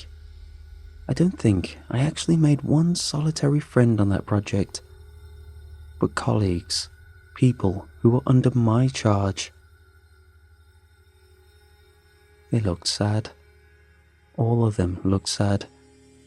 They should have been buried at home with their families, but instead, they were locked all the way in the ass end of nowhere. Of course, you can bet your ass the agency will make sure no one ever knows the truth. You know, I still have contact with them. Anything I post gets screened. Arrogant assholes know that no one's gonna take me seriously. No record of this project anywhere. All those people, just ghosts in a system too big for any one person to keep track of it all. You know how many people go missing in the United States in a year? What about Europe? Or the whole damn world? God, this project was just a drop in the ocean. I wanted to put it to bed, to see if I could get some kind of answer from him. It was that idea, trying to get some resolution to this nightmare, that gave me the strength to push past the first dead body and go deeper into that tunnel. It reminded me of trying to make your way to the front of a gig, only deathly silent, and the people you barged past swung gently back and forth. The sound of makeshift nooses tightening in the dark. I think the worst part was the limited vision.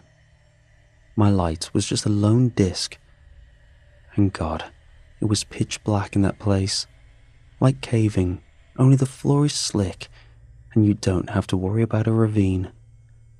Made me think about being in the bottom of the ocean. With all the corpses, visibility was never more than a few foot ahead. I remember panicking at the realization I could easily get turned around and, well, if all those lost souls didn't let me go. What if I wound up going in circles for hours, days even, on end? Just round and round. The nearest wall could be right there, and I wouldn't know it. Just bones and teeth and ribs and hanging entrails. All of them cold to the touch, freezing. Obviously, that's why we'd put him down there. The place was cold, my own breath visible in the air, but the bodies were like the meat you grab out of the fridge in a supermarket. It was just awful. I found the fresh ones the hardest to stomach.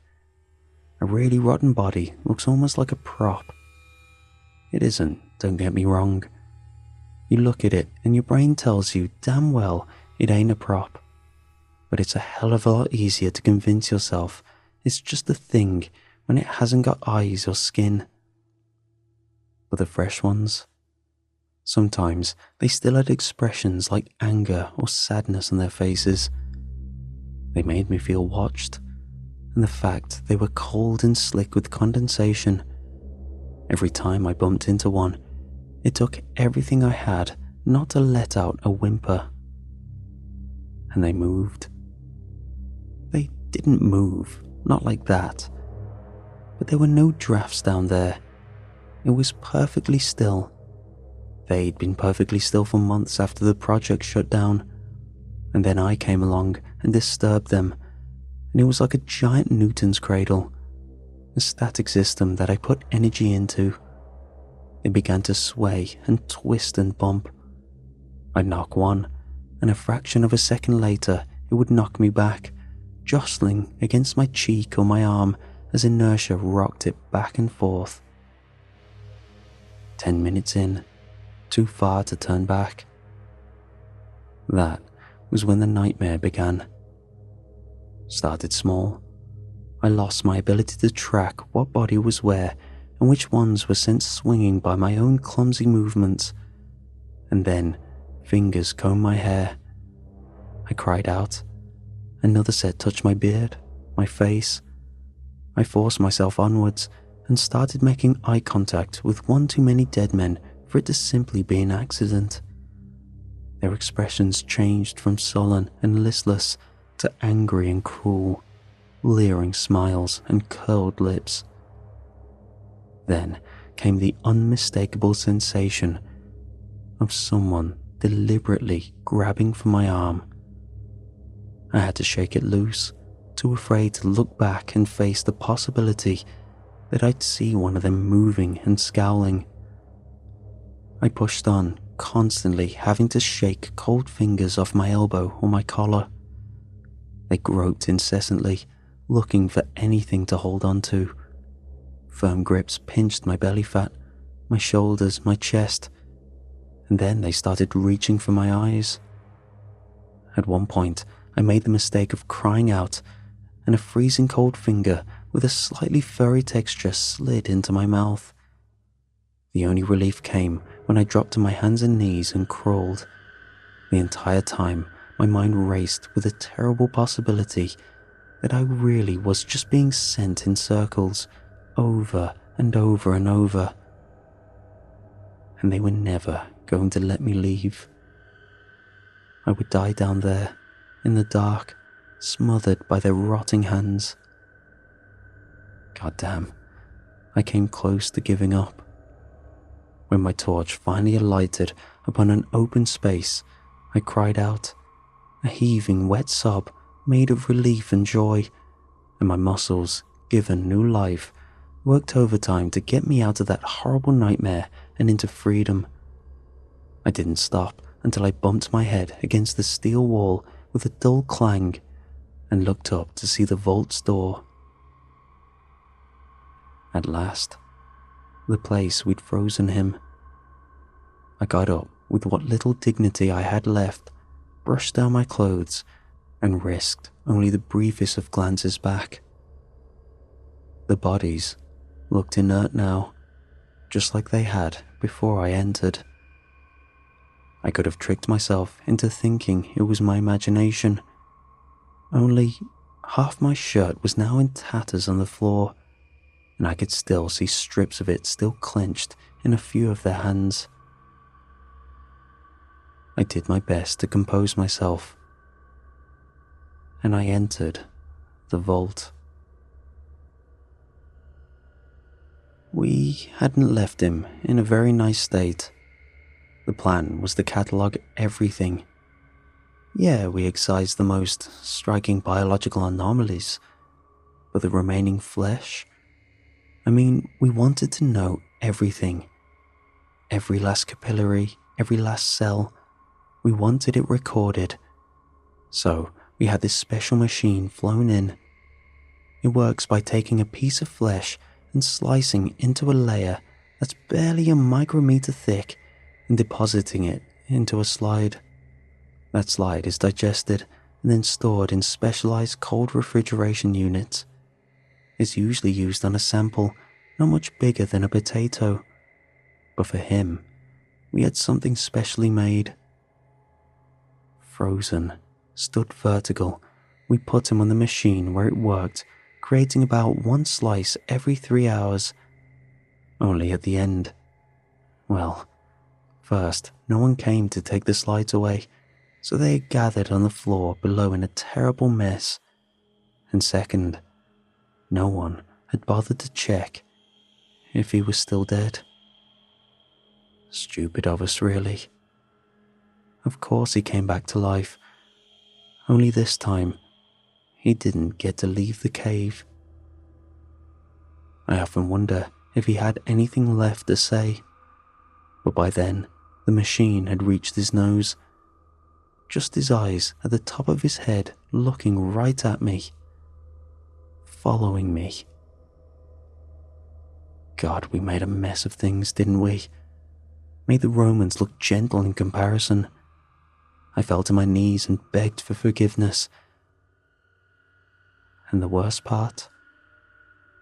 he gave it. Obviously not verbally, but it shouldn't surprise you to know he had other ways of putting thoughts in my head. I was so angry at myself. I was positive I'd find some kind of punishment waiting for me. But I didn't. He forgave me, told me I was loved. After everything I'd done, God, that hurt the most. I didn't deserve it. Still don't. And then he gave me the Third Testament, or rather, the Cliff Notes. Not enough to drive me nuts, but the gist of it, so to speak, did a number on me anyway. By the time I was done sobbing on the floor, I looked up, and he was gone. Nothing remained, just broken glass and a machine cutting empty air.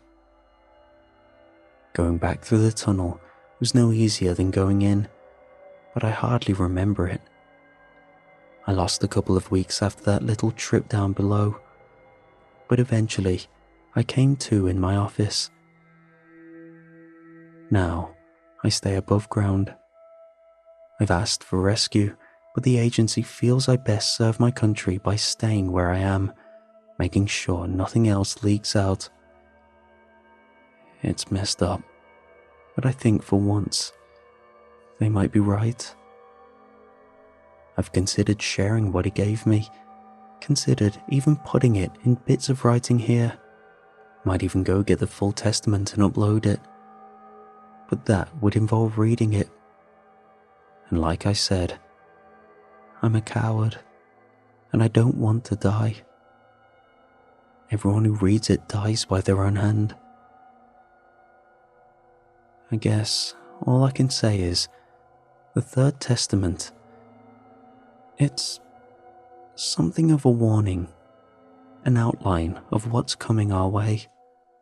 So bad that he came just to offer us a way out, a promise that there's somewhere else, and an acknowledgement that we're going to need it.